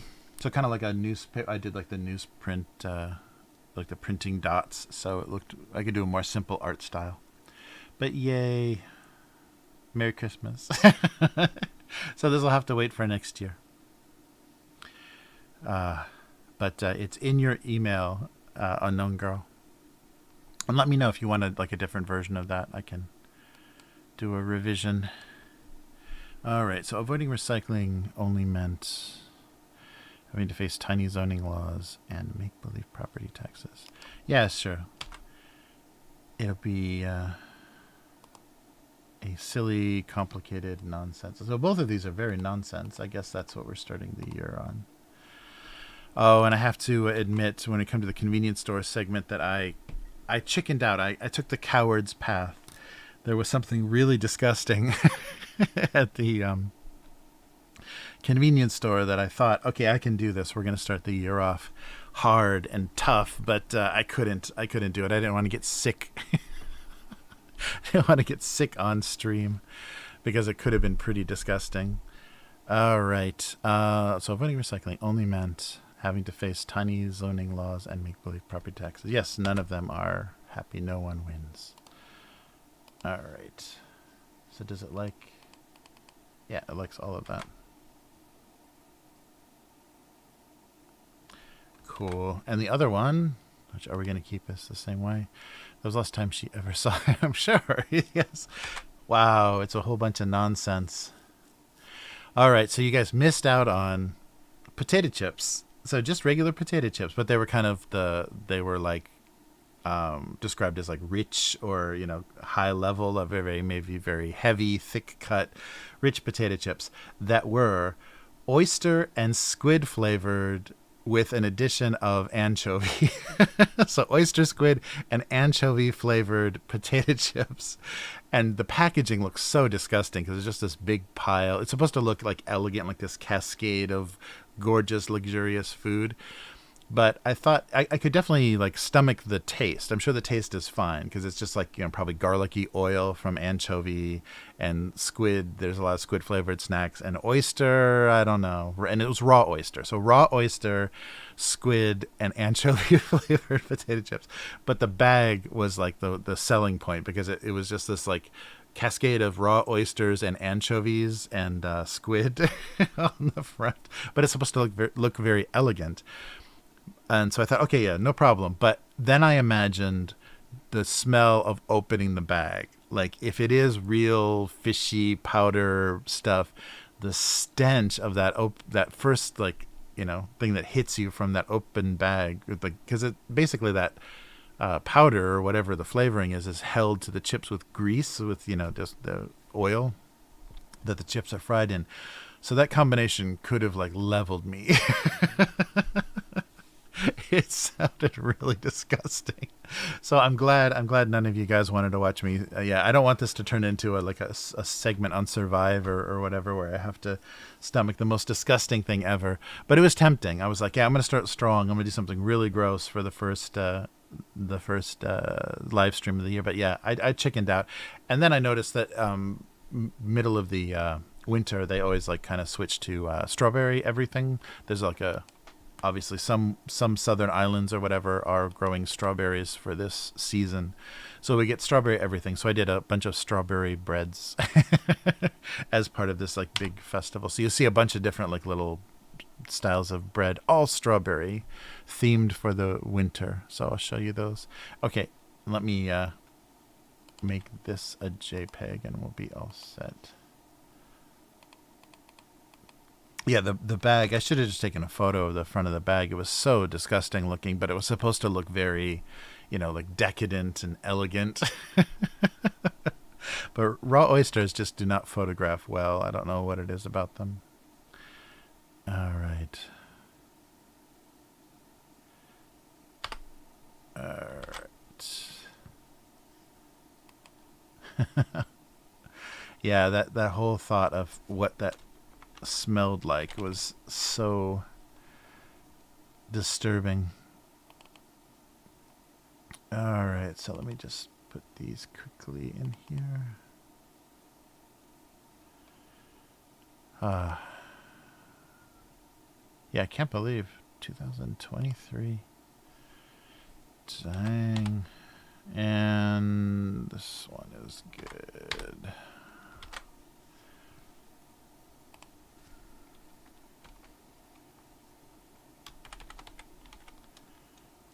2023, the 5th.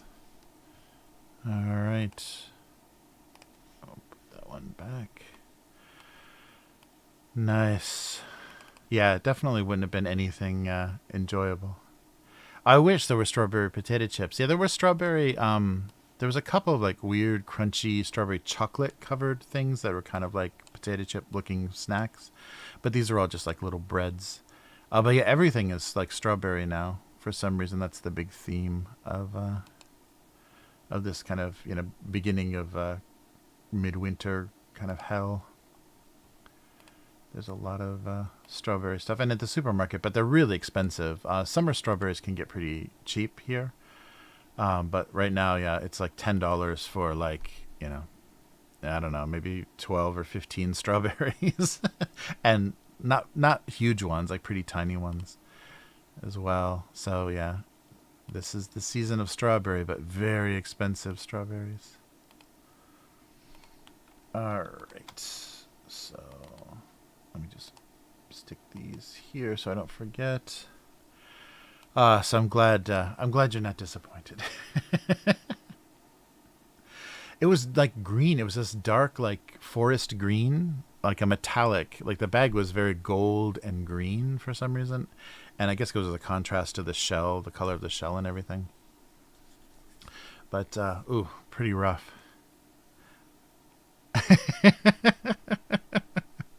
Yeah, it's so disgusting.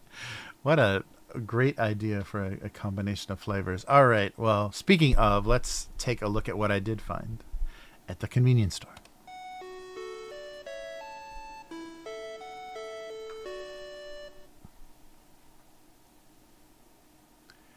Oh yeah, let me see if I can find it. I forget the brand. Yeah.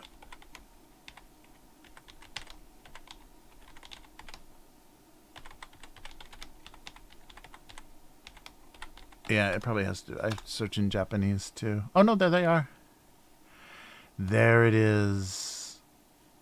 Yeah, connoisseurs. Oh yeah, the other one, there was two, and one was truffle and chicken liver, and what was it? Wine or something? Craft beer? What is it? Oh, consomme. Oh, it's like a wine glass with consomme. That one's probably not so bad. But here, let me. Let's switch back real quick. Boom. So here was the bag. It was trying to be elegant here. The two lovely flavors. Boom. So here we go. So the green one, Nishe Richi. The green one is raw oyster, squid, and anchovy, all combined together. Look at a beautiful cascade of nasty looking seafood. And then the other one is truffle, chicken liver, and consomme. I thought it was some sort of alcohol, but it's just consomme. So I was going to see if I could stomach one of these. And the bags are super like shiny metallic. They're very crazy looking. They're supposed to look as expensive. Yeah, very very fancy. It's classy. The classy potato chip. But yeah, I chickened out. I should get both. Yeah, they're pretty brutal. But I just love that gorgeous array of falling seafood. Yeah, it's just thinking about the that first, like when you open the bag, that just like, okay, no, I can't do that. Especially if I'm like, I haven't eaten or I'm hungry at all. Yeah, rich oyster, squid, anchovy. Mm. Oh, they came out the day after Christmas. Nice. Yeah, there's a big promotion for these. Ugh. So, and January 8th. This is for some contest. Never mind. Oh, yeah, but it is the koike, the koikia. We've had them. We've had potato chips from them before. They're pretty good. Like their potato chip flavors are pretty nice, but that's a little too fishy. All right, let's go back to the convenience store.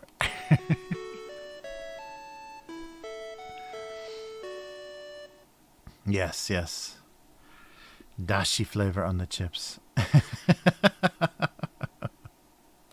Nice. K5 and I will try to stomach all the seafood flavored potato chips. All right. So, but what did I find? Well, 7-Eleven had this huge section of Japanese breads. Let's move this up a little bit. Japanese breads, and as you can see, they're all themed. So it's they're just Ichigo everything. So it's Ichigo is strawberry, and so they did these little red and white decorations. So red is a very like New Year's color here. So usually like red and gold is a holiday color, but they're doing red and white, so snowflakes, but it's all strawberry flavored breads, and they're all a little similar, but they sounded all really good. So this first one, in English, they just translate as steamed strawberry milk cakes, but it's Ichigo mushi cake. So mushpan is this steam bread, so it's not baked. It's like a little cake, a little rising cake that they just cook by steaming it, and so it's super soft and moist, like very very what's an English word for it? But you can see it's like a little cake that rises up. But the flavor is really nice. Because it's not baked. See, there's no browning on it at all because it's totally cooked by steam. So I think it's kind of like a Chinese dumpling thing. I think it was probably something appropriated from China. But see, this is always very moist, and the flavor can be very mild. But there's actually just like it tastes like strawberry juice in the cake itself. So usually these are pretty large, but for this version they did like little mini ones. So mini. And there's some kind of like a creamy flavor too. So another thing that's popular here is strawberry milk. So one of the flavors is a coffee flavored milk and sometimes chocolate flavored milk, but strawberry flavored milk is also very popular. But mush cake, I think I did like a egg or cheese mush pan before. But it's really, really good. Yeah. So I imagine all of these are going to be awesome. So much easier to eat than oyster sardine potato chips. But super soft. And not baked at all. Like just a steam cake. Yeah, they're really good.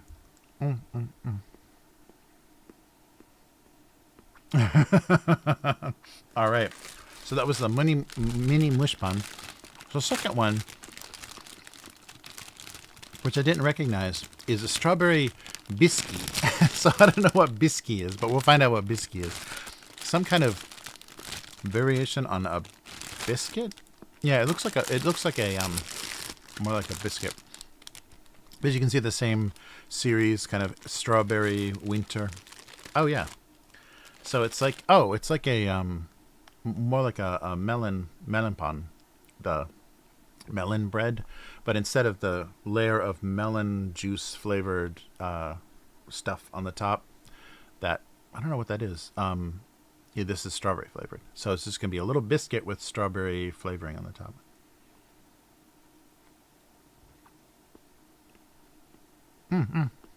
Yep. So very much like a biscuit. Oh yeah, tastes exactly like a biscuit from, like a buttermilk biscuit from a chicken restaurant or something, Popeyes or KFC. I'm going to chew into the microphone. But it's got this layer that's very common with the melon breads and stuff here, where it's just like the mush bun. It has strawberry juice in that layer of, is it dough? I think it might just be a dough that they flavor and put on top. This is really nice.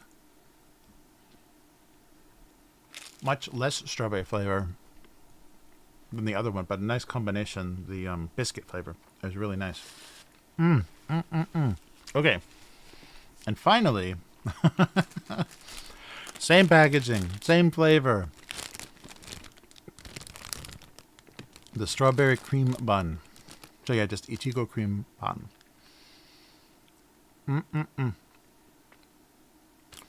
So I think this is just going to be, but I was curious about the top. Oh, it's the same kind of, so very similar to there's like a weird lattice, weird lattice of strawberry over the top of this. That's very strange. It looks like like fencing or something, or somebody dropped it on that industrial grating. It just happened to be strawberry flavored because it's too perfect the way that it's obvious. So let's see what kind of, oh, there's a hint. I think that's the injection point. I think it's strawberry cream. It looks very pink. Ah, yeah, it is. Oh, look at that. So it's like a bread roll with a weird strawberry lattice on top and then some strawberry cream filling inside. And it's pink, but let's see how strawberry it is.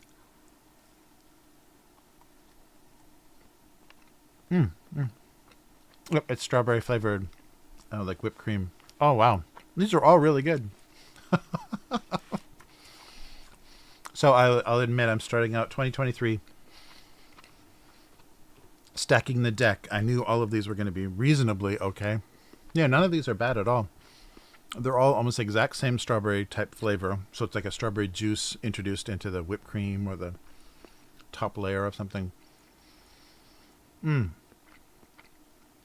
But very nice, yeah. So this is just, so in the winter you eat the little mikan oranges, the kind of mandarin oranges for your vitamin C. And then to kind of cheer you up, they always import from the southern islands or wherever they grow them, Southeast Asia or wherever they grow them, strawberries. So right after the new year, it's always the kind of a strawberry festival. not specifically, but there's a kind of batch of strawberries that show up in the grocery store. And they're not as cheap as they are in the summer. They're kind of twice the price that they would be in the summer, but it kind of cheers you up a little bit. Because things are very seasonal here. There's much less like truck farming and stuff like there is in the U.S. So you don't have things all year round. Like you don't have oranges and grapefruit and stuff all year round. Things are much more seasonal. But yeah, really, really good. Yeah, it's so crazy. There was actually a TV show just recently that I saw where it was Lawson. It was the Lawson convenience store chain, but they have their own series of kind of deluxe desserts, deluxe little kind of modeled after European style desserts, a line of little cakes and puddings and things that are kind of higher level. They're a bit more expensive, a little bit higher level for the convenience store. And they had these chefs from these 5-star restaurants and things doing a kind of a panel judgment of all of these different little convenience store things. And it's surprising how well they were received because they're all imitating different French or German style pastries or cakes or pies or whatever. And they did really, really well. So it's so funny how the convenience stores here are competing because the department stores in Japan have very expensive, like $50 cakes and pies and things, like really, really crazy high-end stuff. And a lot of people don't buy those, or a lot of people don't, only very rare occasions do they buy something that expensive. But you can have that sort of higher level sweets at convenience stores now in Japan. So they actually are promoting that pretty heavily. on television and stuff. And I think once they got into the competing with Starbucks for coffee, the next step was competing with them for desserts. Mm. They're really nice. Very strawberry, very, not crazy sweet. Like most of the Japanese sweets, just mildly sweet. Really, really good. So that was the, yeah, it says, and it's all new and limited. This is all their limited time strawberry sweets, and there was a whole row of strawberry breads and things to get you through the winter doldrums. I thought it was so funny they did strawberry colored snowflakes on the packaging.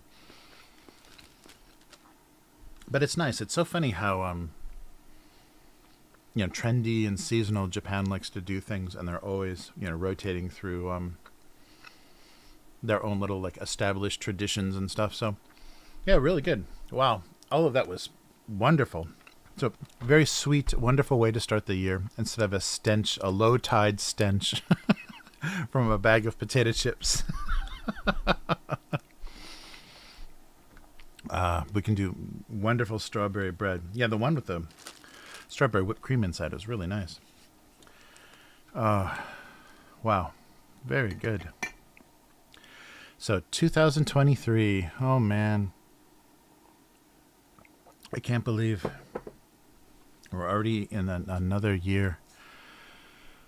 Oh, and I'm so glad to have all of you with me. Thanks so much for hanging out on the stream as usual. It's really nice to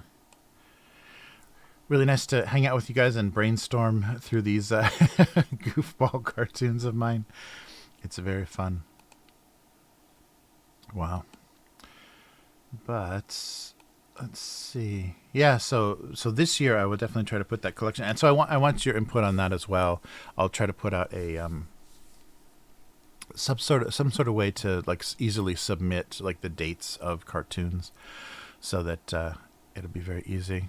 Oh, great! Oh, thanks, K5. Oh yeah. Happy New Year, unknown girl. Yeah.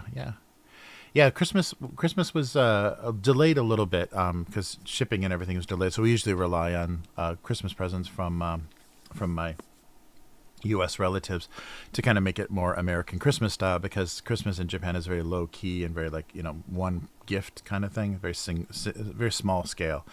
So for more American Christmas, we always wait for the boxes from overseas.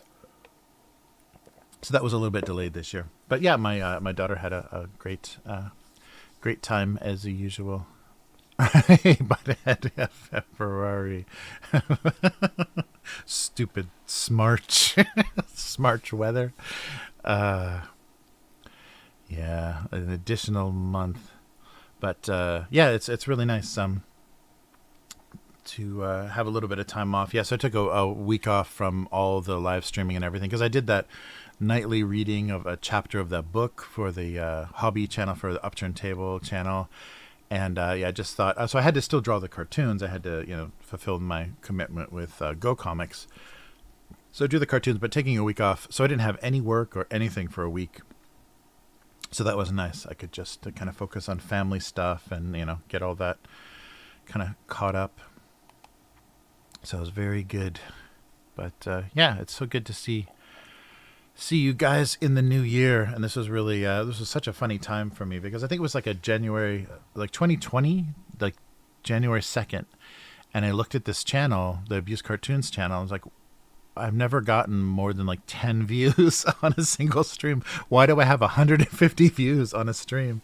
And then so I got on, and then was rated by Hyphonics channel.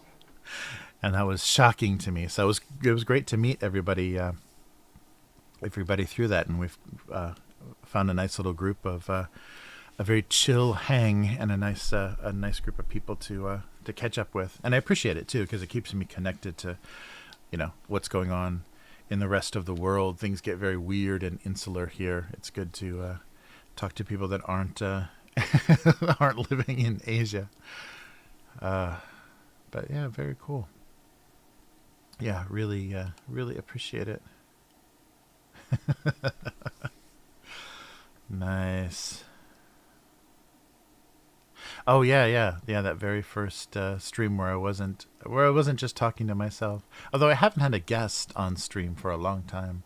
I had uh, I had a few guests when I was just talking to myself because it was getting kind of boring. I was worried that me monologuing was not very interesting content, so I had a couple of guests on. But yeah, yeah, very very nice. Oh great.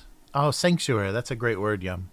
And yeah, I'm always so impressed with what you guys come up with for ideas for the cartoons, and I'm glad or I hope that it's a fun exchange because that was the thing. I think I would literally spend most of the stream, like half of the stream, just trying to write the cartoons because I would get stuck in a single idea, a single like path, and not be able to deviate. So I was just trying to make this one idea work, and maybe it never did. So I would literally be talking out loud through this thought process of rewriting the same sentence over and over and over again, and it was pretty brutal. Uh, yes, but yeah, very good. Very nice. So yeah, sorry, unknown girl, we didn't connect before Christmas for the drawing. But yeah, hit me up anytime for things like that. I enjoyed drawing that very much. It was very fun trying to come up with a style or a look for the something holiday that wasn't too wasn't too boring or too standard. That was very fun. But yeah, nice. Oh, that's good. Yeah, I like that too. I like uh, the kind of direct interaction with you guys. Yeah, yeah, that's very good. Yeah, so and I'm glad that works out because we're like a small enough group where the chat doesn't go by too fast, so that I can't keep up, and so I have to rely on super chats or donations to even see what people are saying. It's really cool to have a nice back and forth. Yeah, I really yeah cherish that kind of intimate setting. I couldn't imagine if things got busier um, that it would be as much fun. Well, very cool. Well, yeah. So here's to a beginning, hopefully, of a prosperous year. I've got a couple of commissions, like a couple of freelance projects to work on right away. So hopefully that'll be good. That'll be a good way to start things, and we got some books to put together. And I got to figure out what to do. I guess I just have to relay out all of my old books for. I don't know. I don't know if I want to stay with Lulu or go with somebody else and deal with the bad money split. I don't know. It's crazy.